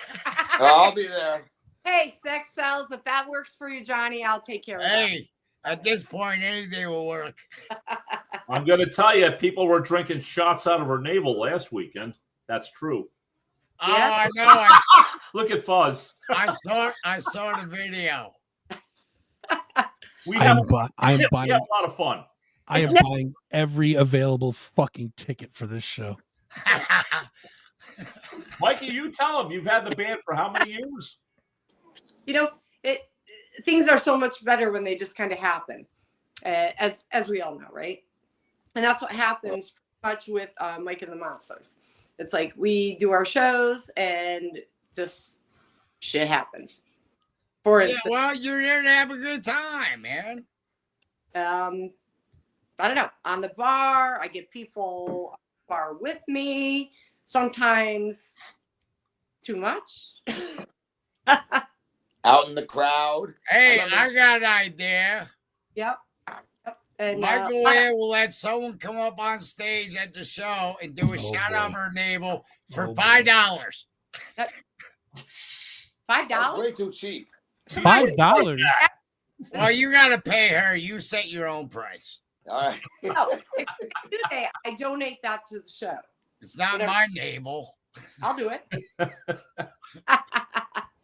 Actually, it has to be you and I. We're trying to sell tickets. Dude, Well, I don't get me involved. listen. I don't drink, and I'm ready to throw a 50 at that. I couldn't get an alcoholic on the street to drink out of my navel. What about can I get mine involved in this? Maybe. No. Here we go. Once again, we're trying to sell tickets. Johnny. Now, do you guys remember the conversation we had earlier about you guys said we had to keep it on the rails? The rails are here. We're like way over here. Way over here. Well, isn't that what makes it fun? Absolutely. Isn't that why each and every one of us is into rock and roll? Because we don't want to go by the fucking rules. Fuck the establishment. Right. That's right. So for those of you who have not seen Mike and the Monsters, I've seen these guys several times. The experience that you get from a Mike and the Monsters show, it's high energy. Like Micheale Ann said, it shit happens. And the energy that they bring on stage goes into the crowd and comes right back. It's a great show. You guys don't want to miss this. Make sure you get your tickets for this, please. They put on an amazing show. I mean, you've got Ginger Geezus starting off the show. You guys, I have not had the opportunity to see you guys live, but I've seen your videos and stuff. You guys are killing it. Right? Thank you, Micheale Ann. Thank you, baby. It's great. Awesome. So our thing, and then you've got Johnny and so many great musicians that are going to be playing with John. It'll be an incredible night. And then Fuzzy, you're going to be with us? am I going to be with you? I don't think so. I'll be there. How about this? Oh, boy. I'm gonna make another. What's going on here? I'm gonna make another special announcement right now. Fuzz, I want you to come to the show and I want you to MC. Thank you. Introduce each band. Your name will be at the box office. Let me write that down. Holy fuck! I got more names at the box office than I do ticket buyers.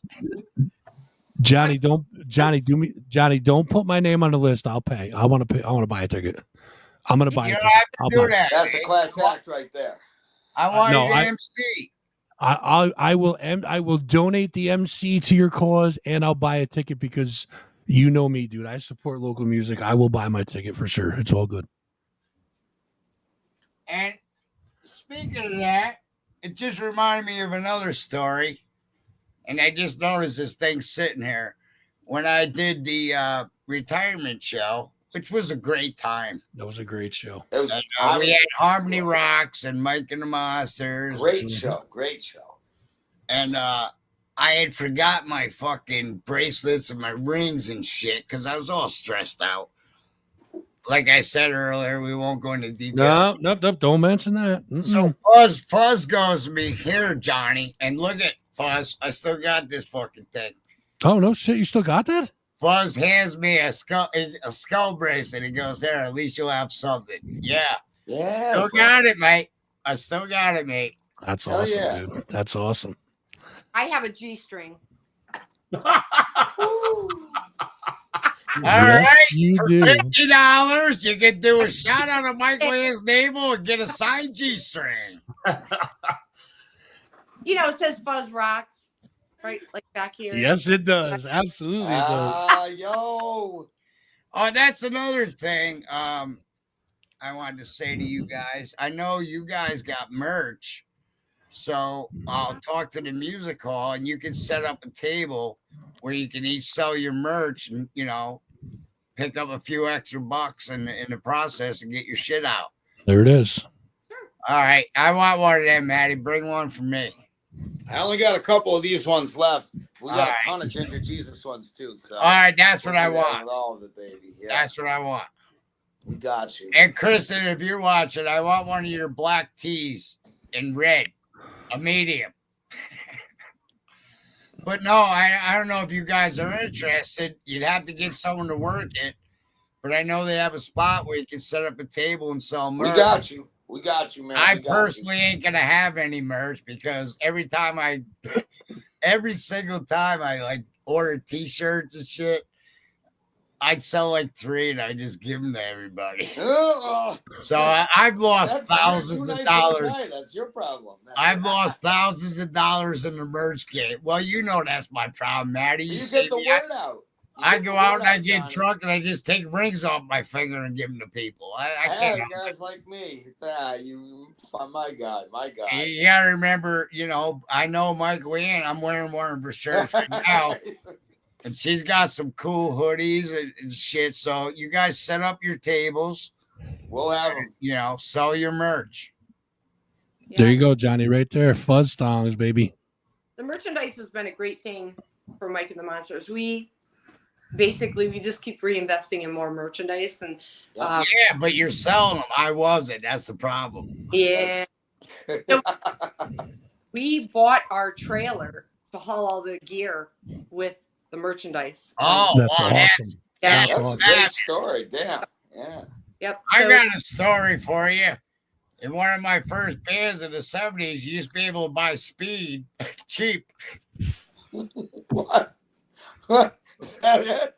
And we bought our first PA from selling speed. Now this goes back to Saratoga Winters. Better than merch. This goes back to Saratoga Winters with Salam and Jabbar. And I told you, I was like the house band there. We played cheap. And I actually I had a little office in there. And I would help them book bands. And Salam and Jabbar bought me my first real PA system. It was like JBL, remember the old scoops? Yep. Like a Kelsey board and shit. And it was like $1,500. So he bought it for us. And I made a deal with him. Well, we'll play it off at $100 a show. We'll do 20 shows. So we did every Thursday and every Sunday. We paid off our PA, but that was the first real PA I ever owned. Thank you, Salam and Jabbar. Uh-huh. Now, what you guys have to do is you have to talk Micheale Ann into wearing something neon green that night so that I can update my mannequin. No, I don't have to do that. You do. You don't have to talk me into it. I'll just do it. She'll do it. She will do it. Hell yeah. CJ with the wingman stepping in. Thanks, pal. Oh, I know she'll do it. I appreciate that, my man. Hey, we're not. The last comment I saw was like listening to my parents to learn the VCR. How many is everybody fading out? Are we going too long? No, dude, we still got numbers in here. We're good, man. Oh, I ain't seen no comments. Oh, on a side note, today I was 15 years old sneaking into Allen's. You guys remember Allen's? Some of you probably. Yes, of course.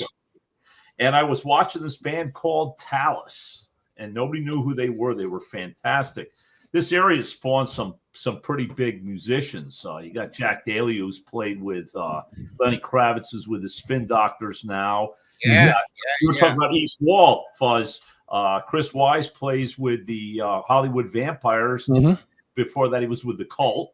And, of course, Billy Sheehan, whose birthday is today. Absolutely. With David Lee Roth and Mr. Big and Sons of Apollo. Happy birthday, Billy. Happy birthday. His birthday, I think, was actually yesterday, but that's all right. Happy birthday, Billy. Yep. As a matter of fact, Kristen Capolino, who's going to be playing at my show, got to jam with him. She put a video out, and it was a killer video. It's on YouTube. It's unreal. It's so good. It's totally unreal. And that was back in Albany. I think it was a place called Jupiter, or a place that didn't last long. Crossgates Mall. Yep. Yeah, and they came and played, and Bubblefoot was playing too, and they invited Kristen up. She also played with him at Daryl's house. At Daryl's house. That's the video. Listen, people, Kristen Capolino is no joke. Nah. No, she's an unbelievable guitar player. I'm honored for her to do all my birthday bashes over these years. I love that girl. And she travels, you know. She's got like a 2-hour ride to get there. The first time sound check at 3. Mike, you guys will be at 3:30. Matt, you guys will be at 4, and then doors open at 6. And all the drummers sharing a kit. Just bring your own stool, snare, and 2 cymbals. I know, and we're going to share bass amp. I know CJ's going to want to bring his own. And even Tucker, the last dude, wanted to bring his own. Of course, guitar players want to bring their own. But just to make it easy, we're just going to share a drum kit, you know. Johnny, this is like behind-the-scenes information. Can we tell people this stuff? Well, I don't get to talk to everybody at once like this. Why not tell them that stuff? Well, you know what? The good news is, John, we can share with the audience that's listening, is that when you choose to do it this way, the show moves along much faster. 100%. Absolutely. Right. We right. A lot of people don't realize the shit behind the scenes. That's right. Mm-hmm. Not having to change out all the equipment and every single mic on everything. Exactly. Yeah. Exactly. You get a sound and you go, and then it's just a fucking rock and roll hootenanny. Yeah. Hell yeah. Have time. More drinks, get back to their seat, and the show must go on. The show must go on. Yeah, the way I got it pegged is 40-minute sets for you guys. I don't know if you remember, I actually got cut off at my retirement show. Yes, you did. I had Tommy Lowe come up, and they're like, it's too late. We got a curfew. So we're keeping you guys to 40 minutes, and then we'll go up and do an hour and a half or something. And Micheale Ann, I think, is going to come up and sing one with me at the end, probably. I don't know. We'll just see what happens. I got to learn that song. Yeah. Oh, one at the end? I know that one. The one at the end is don't give it away. Don't. Oh, it's not the actual end. It's near the end. All yeah, right, I'll talk to you guys in private. Yeah, you're right, Matty. I'm saying too much in public, but that's the way. Journey to the center of Cohoes. Journey to the center of Cohoes. Yeah. How about that? How about that? All right. So usually at the end of the interviews, I do this thing called the Rapid Fire 5. So we're going to do that with you guys today. We're going to go around the room. I'm going to ask you guys. So basically, you're telling us I've had enough of you. Not at all. Not at all. I'm good for another hour. I'm going to listen, dude. I'm sick. You're lucky you got me for this one. Version? So what I'm going to do is I'm going to ask you 5 questions. Usually the first answer that comes to your head is the best answer. So we're going to do it that way. Rapid fire 5. You guys will answer the questions. I got 5 questions. They're nothing challenging, nothing like that. So I'm going to start with Johnny, then we'll go, I guess, counterclockwise would be probably the best way to do it. So we'll start with you, Johnny. First question is, what was the name of your very first band? Serenity. Matty D. What was the name of your very first band? Same question. Dead Weight. Dead Weight. All right. Micheale Ann. Malicious Intent. Malicious Intent. And CJ. Astral Traveler. All right. Well, I like that one. That's a good one. That's All right. amazing because you're still in astral travel. There you go. You're so far out in space we can't even see it. All right. Back to Some you. of my VCR. There you go. Back to Johnny. Johnny, what is the first ever gig that you played? Oh, jeepers creepers. That's a tough one. I think it was like at the American Legion in Cohoes. It was like somebody's wedding and I hired our band for $100 and we knew like 4 songs. I just remember people holding their ears. And then I remember not long after that, I had a band and they asked us to go play for, mentally challenged kids. And they paid pretty good. And they came with a van and they picked us up and we loaded our equipment in. They brought us and we were hiding beers in the bass drum and shit. And there was this hall and there was a bolt ice. We were behind the bolt ice smoking weed. The cops pulled up. We always got in trouble.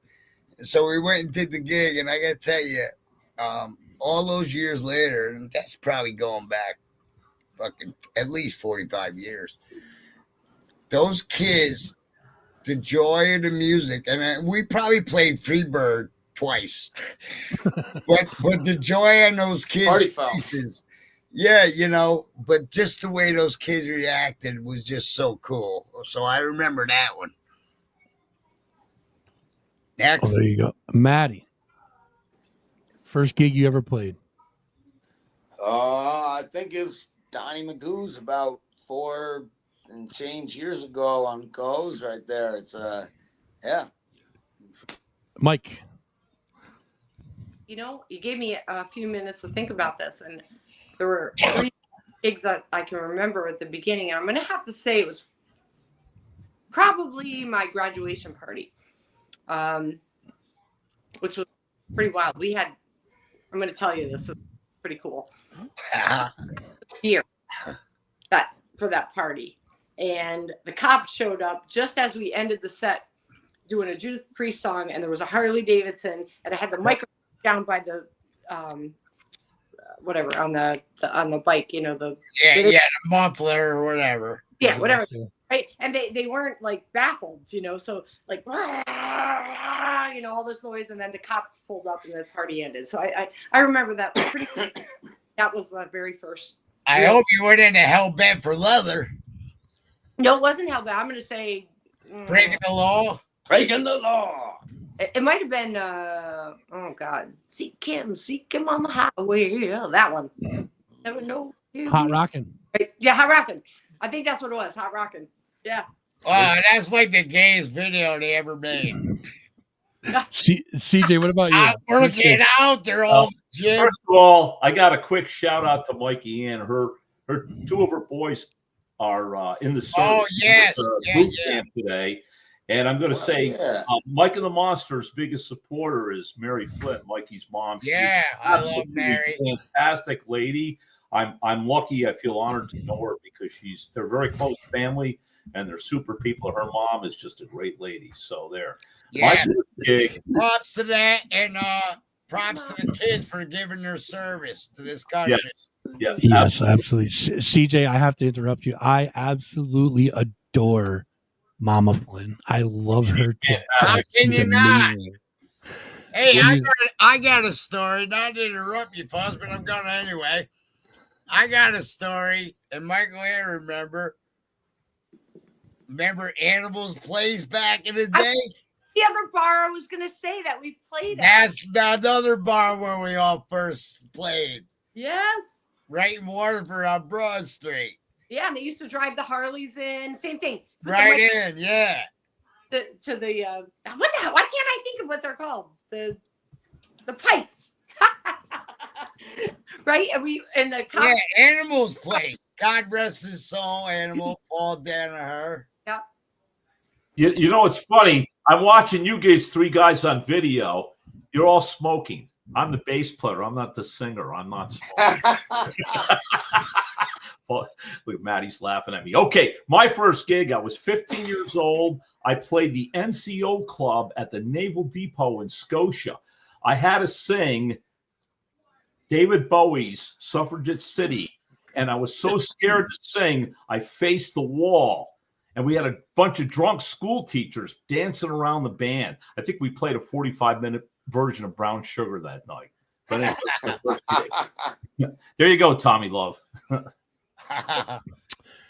right. I think we left off with CJ, your first ever gig you played, bud. I just told you. He just told you. I played. We're on question 3.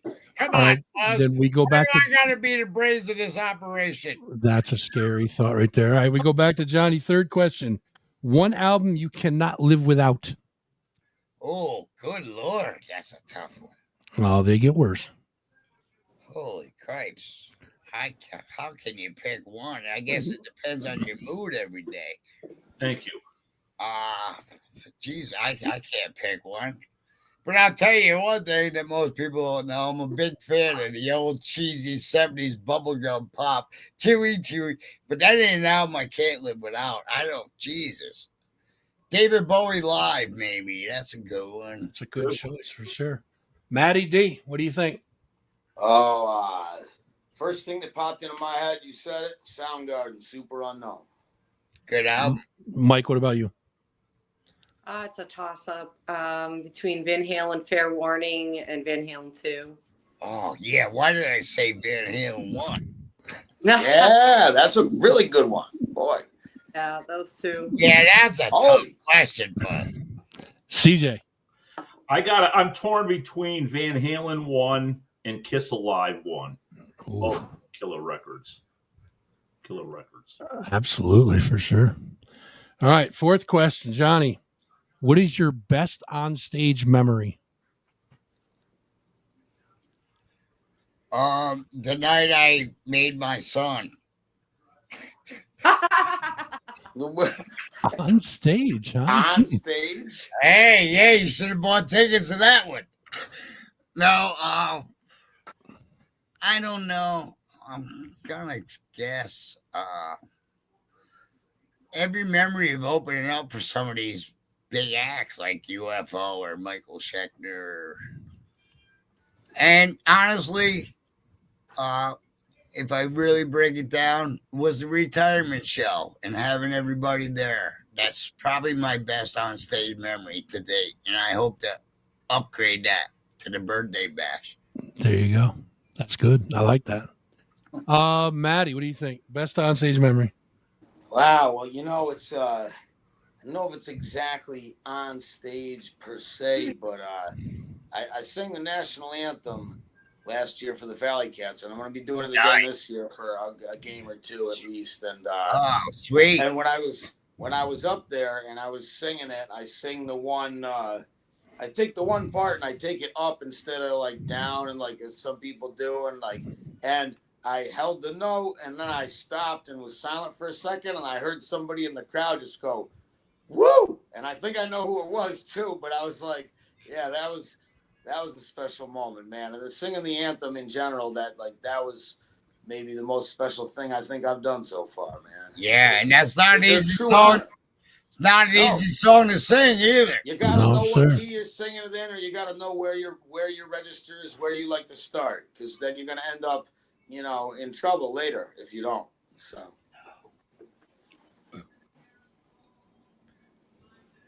Mike.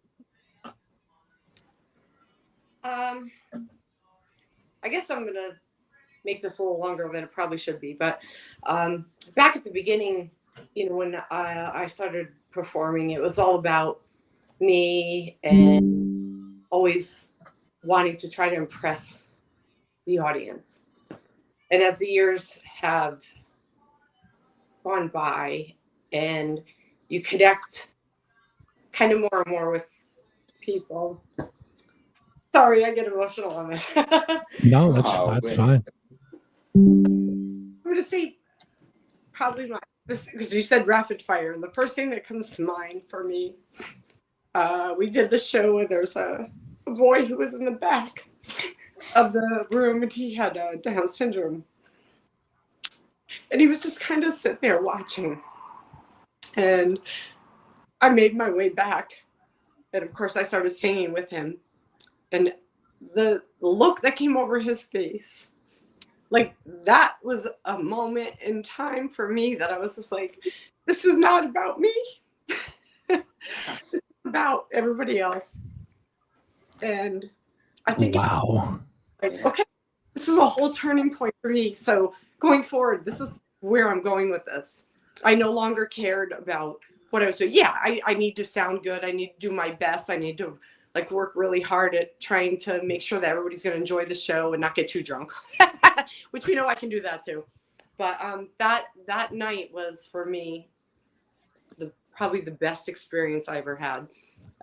That's a sweet story, love. What a touching moment. Wow. Well, that goes back to what I said. When we went and played for those kids that were like that had Down syndrome or whatever they wanted to call them at the time. Right. You realize at that point, it's no longer about you. Yeah, just the look of joy in there. And we sucked back then. I mean, we sucked. But the look of joy in these kids' faces and just the power of music. Right, what it can do. It can do. And you know what? And thank God we were all given a gift to do it a little. Yeah. Yeah. Yep.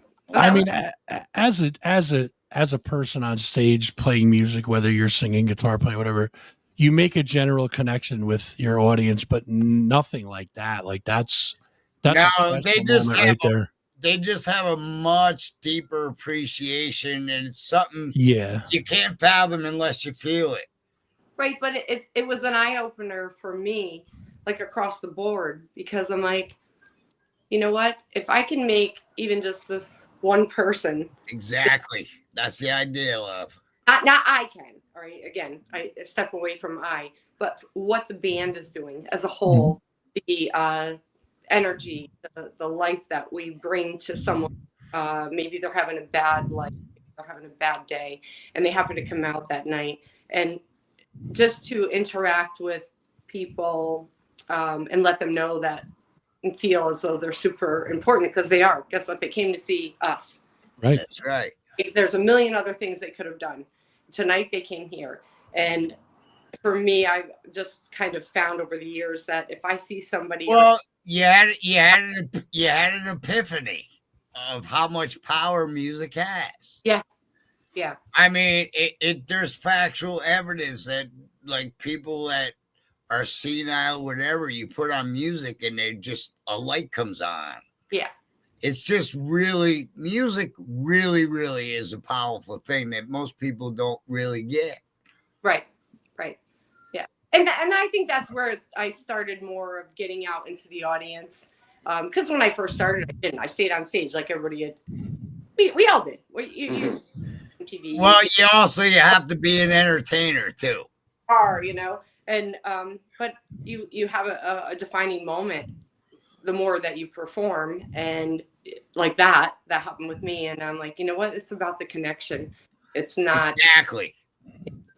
Yeah, and so I think that's why Mike and the Monsters has become so successful over the years, and we do what we do because it's not about us. Anybody in the band, everybody does their thing, but they do it for, right? We do this, go out there, we do this because we're trying to make people happy. That's what we want. Exactly. You just hit the whole nail on the head. That's the bottom line. Yeah. And, you know, and when they're happy, I'm happy. I'm like, if I see somebody smiling, you feed off of that. Yeah. Yeah. And it just goes on, and the show gets better, and it gets more fun. It gets crazier, you know. I think Tesla wrote a song called Song and Emotion. I mean, you know, that's what it's all about. Yep. Written for. I gotta tell you, I won't be doing any love songs at the bash. So yeah, Song and Emotion was written about Steve Clark from Def Leppard. Yes, it was. Oh, it was. I didn't know Absolutely. that. Yep. Wow, you learn something new every day. Yeah, I didn't know that. Eddie Trunk's got nothing on me. Fuck you, Eddie Trunk. I hate you. Yeah, what a gig he's got, huh? Just because he's a dorky music historian, he gets to go hang out with rock stars, get free cruises, and Listen, I don't take nothing away from the guy. The guy is an encyclopedia of music. yeah, he is. But the fact that he has to tell you, like, he goes into detail. It's like, you could say, like, oh yeah, that was written for Steve Clark. Yeah, it was written in about 1992, and Steve Clark passed away. Yeah, He was but who in didn't love Sheffield, that England. metal? Who didn't love that metal show? That was a great show. Come No, on. that was a pretty good Eddie show. Trunk is a bit of an ass clown, though. I agree with you 100%. Why? What did he do to you, CJ? I agree with Fuzz on what he said about him. He just has to prove how smart he is all the time. Yeah. Well, that's what he is. He's just a music. Condescending to the people. He's a music dork that made it famous, kind of like what you're doing. But right. I'm on a much lower He's scale. got his shtick, but I don't have to like it. He's condescending to his callers. Listen to him for a night. But I know full well he'll never see the show. So fuck you, Eddie Trunk. Yeah, thank you.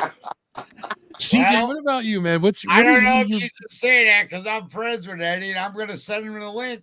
Please do. I'll stand by it. Fuck you, Eddie Trunk. All right. CJ, best on stage memory for you. Well, even though Mikey and I are in two bands together, I can't top what she said. I did realize the same thing that she said years ago, which is, when you play for you realize it's not about you, it's about that connection. So I have many, many, many nights, sometimes small stages, sometimes really big, sometimes in front of 20 people, sometimes in front of 20,000 that, that are really, you connect with the people. And I think that's what it's all about. You become part of the music. And all of these guys here tonight and lady, I don't know Matty that well, but I obviously know Johnny pretty well. I know Mikey, and I know being with them, they're both performers like me. And it's really about what you're doing at the time, putting out. And that's why we're still there. I think it's about the music, definitely. So I can't say a show. I say shows. I love playing. I'm grateful that I'm still doing what I'm doing at the age I'm at, the level I'm doing. It's all good. I'm happy to be part of Johnny's. But Johnny and I go back. I love him. He's a brother, and I'm happy to be part of it. Wow, that was so nice, CJ. I didn't know the show was gonna have so emotional. Oh, you guys doing? Well, we still have one more question to get to. You ain't off the hook. Go to Johnny last. You want me to go to Johnny last? I will. I can do that. Absolutely. All right. So then we're going to start with you, CJ. We'll go backwards this time. What is your biggest on-stage oops? My biggest. Okay, this is a good one. We had just made the record with Triffid, Uncovered, and we're playing a CD release party in several places. This place was called Saratoga Winners. And everybody who performed there, everybody nod their heads. At least Johnny and Mikey know this. They had this wooden thing that went across the stage with the two posts. And I know Johnny probably crashed doing 50. Oh, them compounded posts. I hit them a few times. Okay. So anyway, Tommy Verini was the drummer in the band.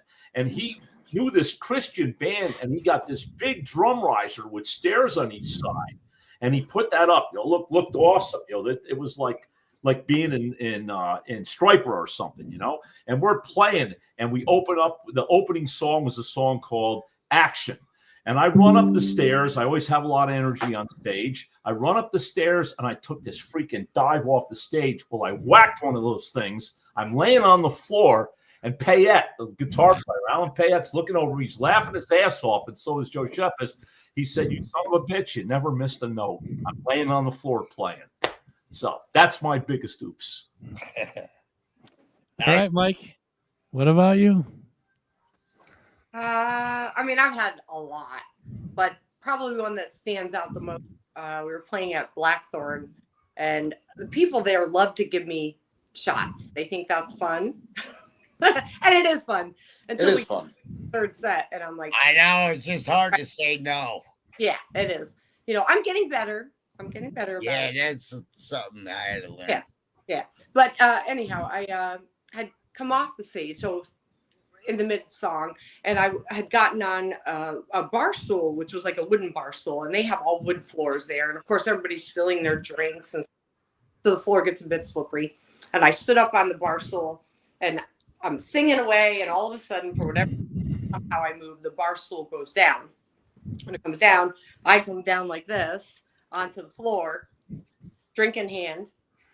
I get up. I'm like, I'm in fucking pain, right? But I got my drink. I got my microphone. I make it back to the stage. Embarrassing moment because you're down. People are trying to help you up and stuff.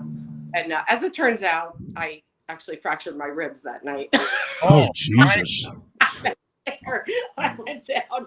So yeah, that was probably one of my most embarrassing moments. But we're not going to talk about it. There's many. That's just. You got to protect your Hey, listeners. Michael Ann, this is me you're talking about. I'm going to have a hard time picking one. All right, Matty, you're up. Oh, what is it again? The most embarrassing? Or? What is your biggest onstage oops? Oh, biggest onstage oops. Yeah, for me as like a singer, it's got to be just like instances of forgetting the words, particularly to like my own song, say a Ginger Geezus song. Like I've done that a couple of times, and one time it was like our slow blues song. We got to the last verse, and everybody was just like so ready for me to come in, and I just looked at them, and I didn't say a damn thing, and I just let it go for a minute, and then I think I made some stuff up. I mean, I've had people give me interesting advice about that, but yeah, just forgetting lyrics, and especially in that one case, that was this little gig at Mojo's Cafe in Troy, opening for this off-brand Seattle rock band that, what is it? They were General Mojo. That's why they were playing at Mojo's. They were like, oh, there's a place called Mojo's, and we're General Mojo. But we opened for them, and I botched the lyrics on our own song big time. And, yeah, I think that's that. All right, Johnny, your time to shine, my man. Holy shit. I've had all this time to think about it. There's still too many. Jesus, where do I start? If you can't remember, I can tell you a bunch. Yeah. What do you got, CJ? Johnny going into a solo on stage and forgetting how to come out of his solo. What are you kidding me? Billy and Danny are looking at me. We're in front of I don't know how many hundred people, and Johnny's up there just wailing away. And Billy's looking at me, shrugging his shoulders. Danny doesn't know how to come out of this thing. It was pretty funny. That would happen. But that's nowhere near. That's nowhere near the top. No, not near the top. That's no. I do remember playing. Actually, it was Powers Park that Matty was talking about, and I literally fell backwards. I moved back and I fell over my amp. And as Vito Ciccarelli still tells it, he never missed a note. And then there was, oh my God, how the hell do I answer this one, Fuzz? That's a tough one.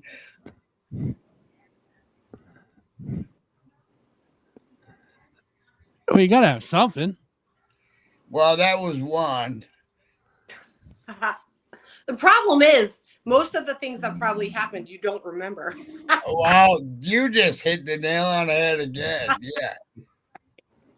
Oh, I got one from Saratoga Winters. CJ was talking about the Poles in the original John Morse band. My bass player, J.I., was now my roommate. I forget who we were opening for or what it was. But I was really getting into it, and he was like swinging his bass, and I walked over near him, and he swung his bass and whacked me in the head, and it knocked me right the fuck out, right out on stage. Now, this is when I used to get beer pitchers of scotch to bring on stage with me, and I was out cold, and I just got up, and my side of my head was bleeding, and I'm like, yeah, I'm here to give you people blood. I just kept saying it. So, I don't know. That's a pretty good one. All right, this is one I have never done this in an interview. I will show you probably my biggest onstage oops. All right. All right. So we were playing. I was in a band with Chris Jacobson. It was called Lost Reality. Chris, Oh, Chris, is he still playing with anyone? Yeah, he's with doing Steel. British Steel and Untamed. Yeah. Oh, he's with British Steel now? He's playing bass with British Steel, and he does. He said band is Untamed. Yeah, and he's got a rap. Untamed. Yeah, that's like a rat tribute. Yeah, yeah. He's a great singer, that dude. Yep. Anyway, so we were opening at Winners. I don't remember who it was for. I remember it was on Earth Day though. And I used to play in. You guys remember Jams, the shorts, like the funky. Yeah. I used to play in. I used to play in Jams all the time. Like I had to play in shorts. I could not play in pants. Right.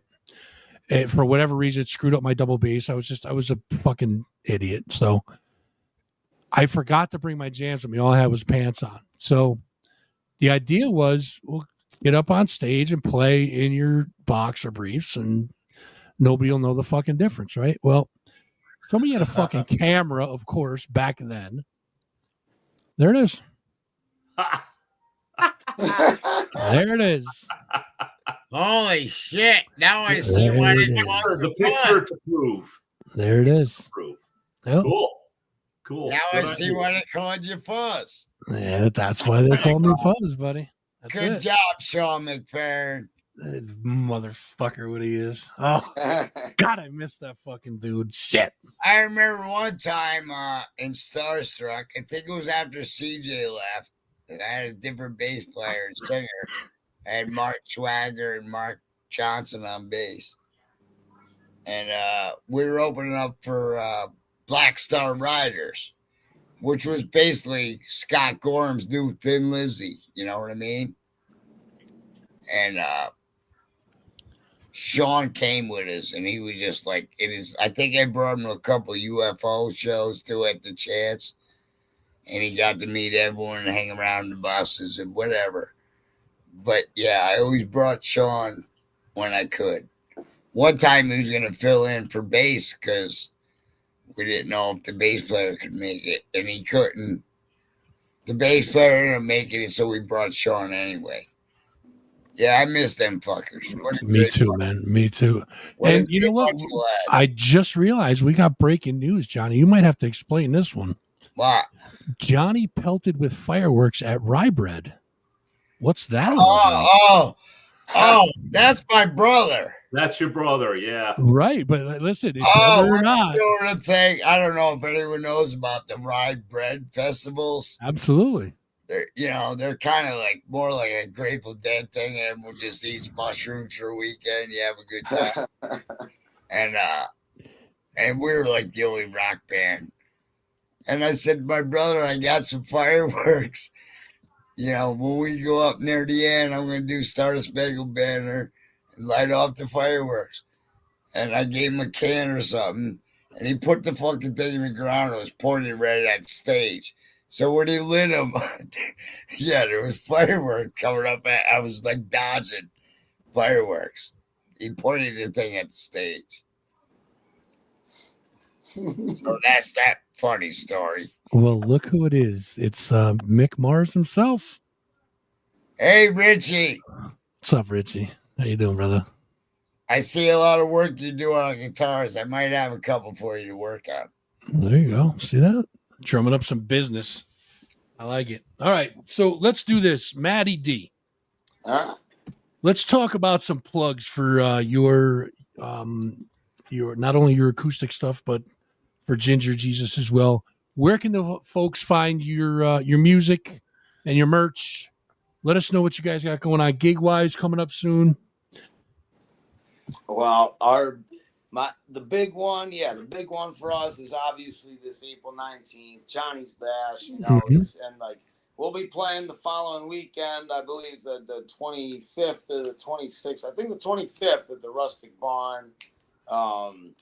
Where we got all sorts of stuff out there. Let me see if I got this thing. Yeah, I'm like, I'll just for a plug, like if you scan that thing right there, it takes you to like all our YouTube and Spotify, and like we got 3 tracks out on Spotify. We're working on the album. We got probably like 10 out of 14 tracks totally kind of done, and we're working on the last few. And yeah, that's where we're at. We got a bunch of more big shows that are becoming this summer and going on, including my birthday bash at Nanola, and just check us out on this YouTube, Facebook, Instagram, Spotify. Like I say, whatever it is, bands in town, we'll have it all posted.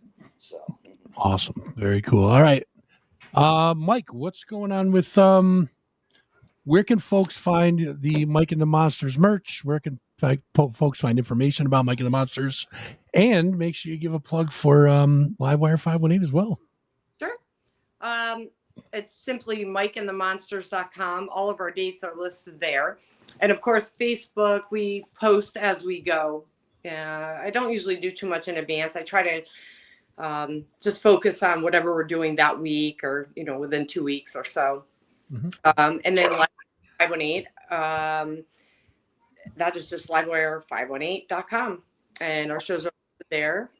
As far as merchandise, we don't really sell it online. We just take it show to show. But if you wanted something, we'll get it to you.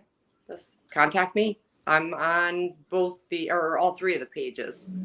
And Livewire 518 is going to be at Cohoes Music Hall April 11th with History. Yes. That should be a fun show. Yep. Should be a great show. Yep. And the next night at Frog Alley with Completely Unchained. Another fun show. God, how do you do it, love? God bless you. I'm to myself. Lots of fun. Lots of fun. Yeah, we all do it. We do. It's fun. That's what it is. That we have our regular lives that we live, and we have to work and take care of all our business. So, when we go out and do the shows, I think it's true with everybody that's out performing. It's like, this is what we do for fun. And it's exhausting, but damn, it's fun. Well, it goes back to what we were saying earlier. It's all about that connection with people. Yeah. There you go. There you go. Yes. Yep, for sure. That's why I do it. And of course, Johnny Morse himself, his low cash birthday bash is going to be Saturday, April 19th, 6 p.m. Cohoes Music Hall with special guests Ginger Geezus and Mike and the Monsters. 25 in advance, 30 at the day of the show, 50 if you see me in the parking lot. Let's not forget that one. One night only. It's one night you're not going to want to miss. Johnny's last show, 60th birthday bash. You guys can't fucking miss this thing. Come on. And Fuzz, you're going to be emceeing it. Oh, yeah. I just found that out tonight. That's right. I forgot about that. You're going to introduce Ginger Geezus. You're going to introduce Mike and the Monsters. You're going to introduce me. I better write that shit down. Fuck. Yeah, write it down. I had to write down people's names that won the contest. I'll be there, man. That one girl's name was a little rough. And listen, Johnny, just remember, man, if you not your Paul Reed Smith, I don't want your PRS, all right? But if you play a guitar on stage and you want to put it up there right next to the McFerrin tribute guitar, we will immortalize you on the wall of Fuzz, all right? I'll see what I can do about that. I have a hard time giving up guitars. Listen, I know you do. I gotta tell you, Fuzz, it's always great to do these things, and I haven't done them in a while, and I appreciate you giving us the floor to do this and promoting the show. I really appreciate it. I love doing it, man. I love talking to you guys and hearing the stories and just kind of bullshitting and having a lot of fun, and that's what we do. So, did we get any people to watch? No, Johnny, we've been doing this for nothing for the last 2 hours. Well, I don't know how to say. Yes, there's been a ton of people watching. We have good numbers tonight. Well, that's what I was trying to ask, and I want good numbers at the music hall. You fuckers, get your tickets. That's right. And don't forget about the navel shots. We will. Says, don't forget about the navel shots. We will not forget about the navel shots for sure. See, you're. Who's bringing the reputation precedes you. Well, we have a certain price category on the navel shots. There you go. Well, I'm going to give it unsolicited. If you want Peel's beer it's $5. If you want vodka, it's $10. If you want premium tequila, it's $20. If you want 12-year-old scotch, it's $50. Oh, Rosemary's still here. God bless you, love. I don't know how you put up with me for that long. This idea was born about an hour ago. He's got a fucking price list already. Holy shit. There you go. Unreal. Only Salesman. Hey, everybody's got to understand. I don't have no sponsors. I don't have no promoters. I don't have no one help me with this. It's all on Johnny Boy. So I appreciate if you get your tickets, and we're going to have a good fucking time. There's no doubt about that. What you have is you have fans, Johnny, and they're going to turn out for you. Yeah, well, that the token gets me on the bus. Well, that's why we're going to do some $50 scalp tickets outside, buddy. You get you paid. I'm counting on the fucking Micheale Ann navel things that pushes over the top. She's got the looks to kill. And there's the rails, and off we go again. We're way over here again on the side. Off the rails. Off the rails, buddy. Well, really, Fuzz, would it be me if I didn't go off the rails? Come on. Johnny, you don't even have rails. You have like these blurred lines that we try to keep. No, I don't have rails. I quit doing cocaine a long time ago. Thank God. If any of you kids are messing with cocaine, don't. They put fentanyl in it these days, you'll die. Yeah, you don't want nothing to do with that fentanyl shit. Fuck that. No way. You want nothing to do with cocaine. Smoke marijuana, drink beers, and don't smoke cigarettes either, kids. They're bad. Tell him, Johnny. Yeah. Shut up, CJ. We just keep you in the dark and feed you mushrooms. I'm thankful now I don't have my photo up on the screen there. Yeah, you could have at least put a picture up or something. Hold on. Go ahead, Mike. I just want to throw this out there.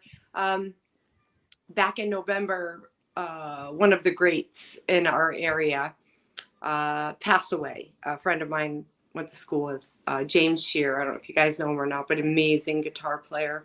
Van Halen, my favorite band ever. He and I were connected a lot because of that.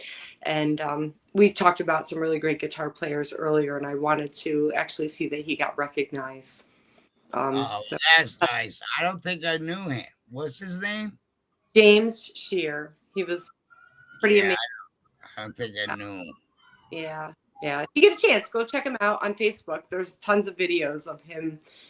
Van Halen did a lot of Van Halen. He was really a great person in general and a great musician, and missed in this community, in the music community for sure. Well, you know, how many greats have we lost over the years in this area? We were talking about Henry and Sean. You know, we go on. We can do this all night, but we're not trying to make it sad. Nope. I just wanted to make sure that I got that out there because friend and I meant to do it earlier and I didn't get that out there. So that's all. Much love. No, that's all right. Yep. I'm glad you got everything out. Is there anything else you want to get out? Like a navel shot? Right now. There we go. Come on. Give me a navel shot. No, you gotta wait. You gotta wait till Cohoes Music Hall. No, I just mean stand up and show your navel. Oh, right now? I show mine. Things we don't want to see. Yeah. 99 cents, you can do a shot of my navel. Hey, Fuzz, are the listeners dropping off here? No. I think we actually just went viral. Yeah, how can they, CJ, this is like watching a fucking car crash. No, not video viral. I mean, I think we all just got a virus from Johnny's fucking belly button. Yeah, well, I think you already have that. And it wasn't from my belly button. Or so you say. I'm sorry, Fuzz. I just can't. I'm just me. I can't help the person I am. We would love you no other way, Johnny. You just be you. Buddy. You know, you didn't expect me to come on here and be like all serious and shit, did you? No. You wouldn't be Johnny. My mama didn't raise no fool, dude. I know better than that. Speaking of, I really, once again, want to thank you so much and thank all you guys and thank you guys Ginger Geezus and Mike and the Monsters for doing the show with me.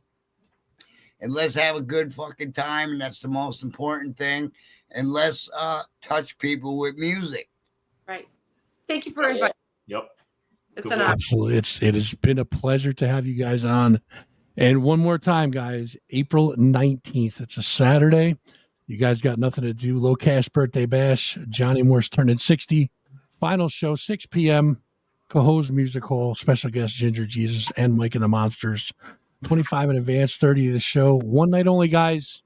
You got to make it out there to the Cohoes Music Hall. We're going to see you there. I'll be there for sure. Oh yeah, Fuzz. We forgot to say that there will be $20 balcony seats for people that don't want to pay $25.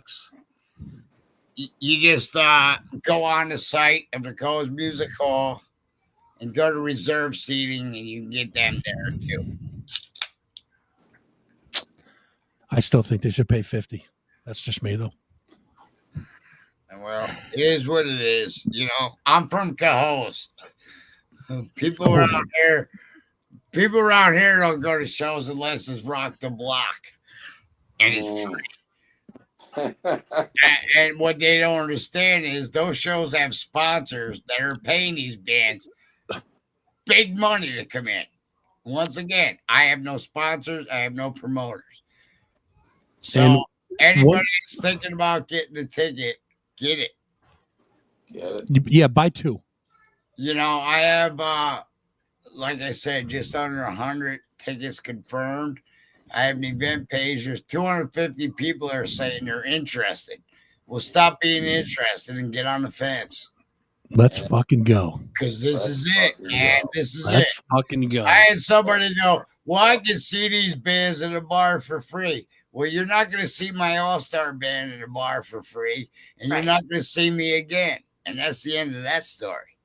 Exactly. So these two great bands. I mean, come on. Let's also mention the fact that afterwards, we're going to be moving the party down the road. Yes. Matty D, take it over from there, my friend. Yeah, down to J&P's Bar and Lounge. And like I say, we'll actually be doing the same thing this Sunday after the Listen Up Awards, where I'll be hosting some karaoke, and we'll just be hanging out in the bar all night, baby, until we're legally compelled to stop selling alcohol at like 4 a.m. or whatever it is. So. I like the way you said that, legally compelled. That's great. That was great. Well, we're on the up and up here. We are. Now, just remember, folks, you can go to the after party. After you go to the Lodo birthday bash, you can go to the after party, and you can guess again what color underwear Matty's wearing. Yeah. No, we already did that. It was CJ's that was left up in the air because he's in black. I'm in black, man. So then everybody's got to come to the show just to see what color underwear CJ's wearing. There you go. CJ, you should put like a pair of underwear on over your fucking pants or something. I might do that. Don't be black. Like zebra skin or something. Really throw them off. Well, I won't be wearing any, so I got to be careful not to zip my dick up in my pants like I usually do. Wow. Oh shit, are we still on the air? Fuck. And I thought we were done. And he talks about me. He talks about me going off the rails. Really? My rails are much more forgiving. My rails are much more forgiving. Oh, there's Mama Flynn. We love you too. Oh, Mary. I love you, Mary. Oh, there's Mary. Hey, Mom. She is the absolute best. Hail Mary, full of grace. Best woman ever. She is, absolutely. All right, I'm about to go pass out, guys. I'm still sick, so. All right. Well, cool. Thank you again, Fuzz. And Thank you, guys. I appreciate it. And I hope the people tuning in had a good time and get your tickets. And after that, fuck off. That about says it all. Anybody else want to say anything before we take I off? do. Here's an unsolicited plug. Mike and the Monsters are going to be at the Blackthorn this Saturday night. Come on out and rock and roll us. It's always a good show, and who knows, Mikey might show her navel. Would you guys leave her fucking navel alone? Stop it. I'm not the one Hey. that brought it up. Hey, it's the most like current video, so you know. That's right. You can look at her Facebook page, and I'll leave it there. I'll leave it there. All right. So make sure you guys come out to the show. See Johnny in his last performance at his low cash birthday bash, 60 years old and still going strong. God bless you. You also see Ginger Geezus and Mike and the Monsters. And I guess I'm going to be emceeing it now too. So you guys can come and hang out. We'll have a good goddamn time. It doesn't get any funner than this. Well, with clothes on anyways. But that's another conversation for another time. Johnny, Matty, Mike, CJ, thank you guys so much for hanging out. I had a blast tonight, guys. Thanks for hanging out and chatting, and we'll see you guys I'll see you soon, man. very soon for sure. Thanks, Fuzz. Thank you, Fuzz. I'll see you. 100%. I'll see you at the show. Thank you, man. Johnny. Thank Absolutely. You, Micheale Ann. Thank Take it you, easy, Matty. guys. Thank you, CJ. Thank you, you, Michael CJ. Ann. And thank you, Jesus. There you go. All right. That was CJ, Mike, Johnny, and of course, Matty D. Thanks, guys, for hanging out. I definitely appreciate you guys for sure. I'm still sick, guys. I'm gonna go pass out. We gotta send some special thanks to our friends from the show. Peace on Earth sponsoring that lovely interview tonight. Definitely thank you, Peace on Earth, for that. We appreciate that for sure. Yin Yang Festival. Make sure you guys are checking out all their pages. Show them some love on Facebook. Kings Inn out in Schenectady. Thanks for watching tonight live at the bar. Appreciate you guys for that. 93.9 WABY, our good friends over there. Ralph and the folks always rocking the area. Definitely appreciate you. MotorMountainOffroad.net, EmpireLiveAlbany.com, and of course our friends over at Precious Souls. We're going to be doing that live event very soon with them. And it's going to be April 12th, noon till 5. Make your mark tattoo. Make sure you guys make your way down there. It's going to be a good time. We're going to have a lot of raffles, a lot of auctions, and it's going to be a great time. So, all right, I'm about to go curl up in a ball and cry like I usually do. I'm not feeling good. So, next Thursday, 7 p.m., same time, same channel. Thanks for watching, guys. Take care.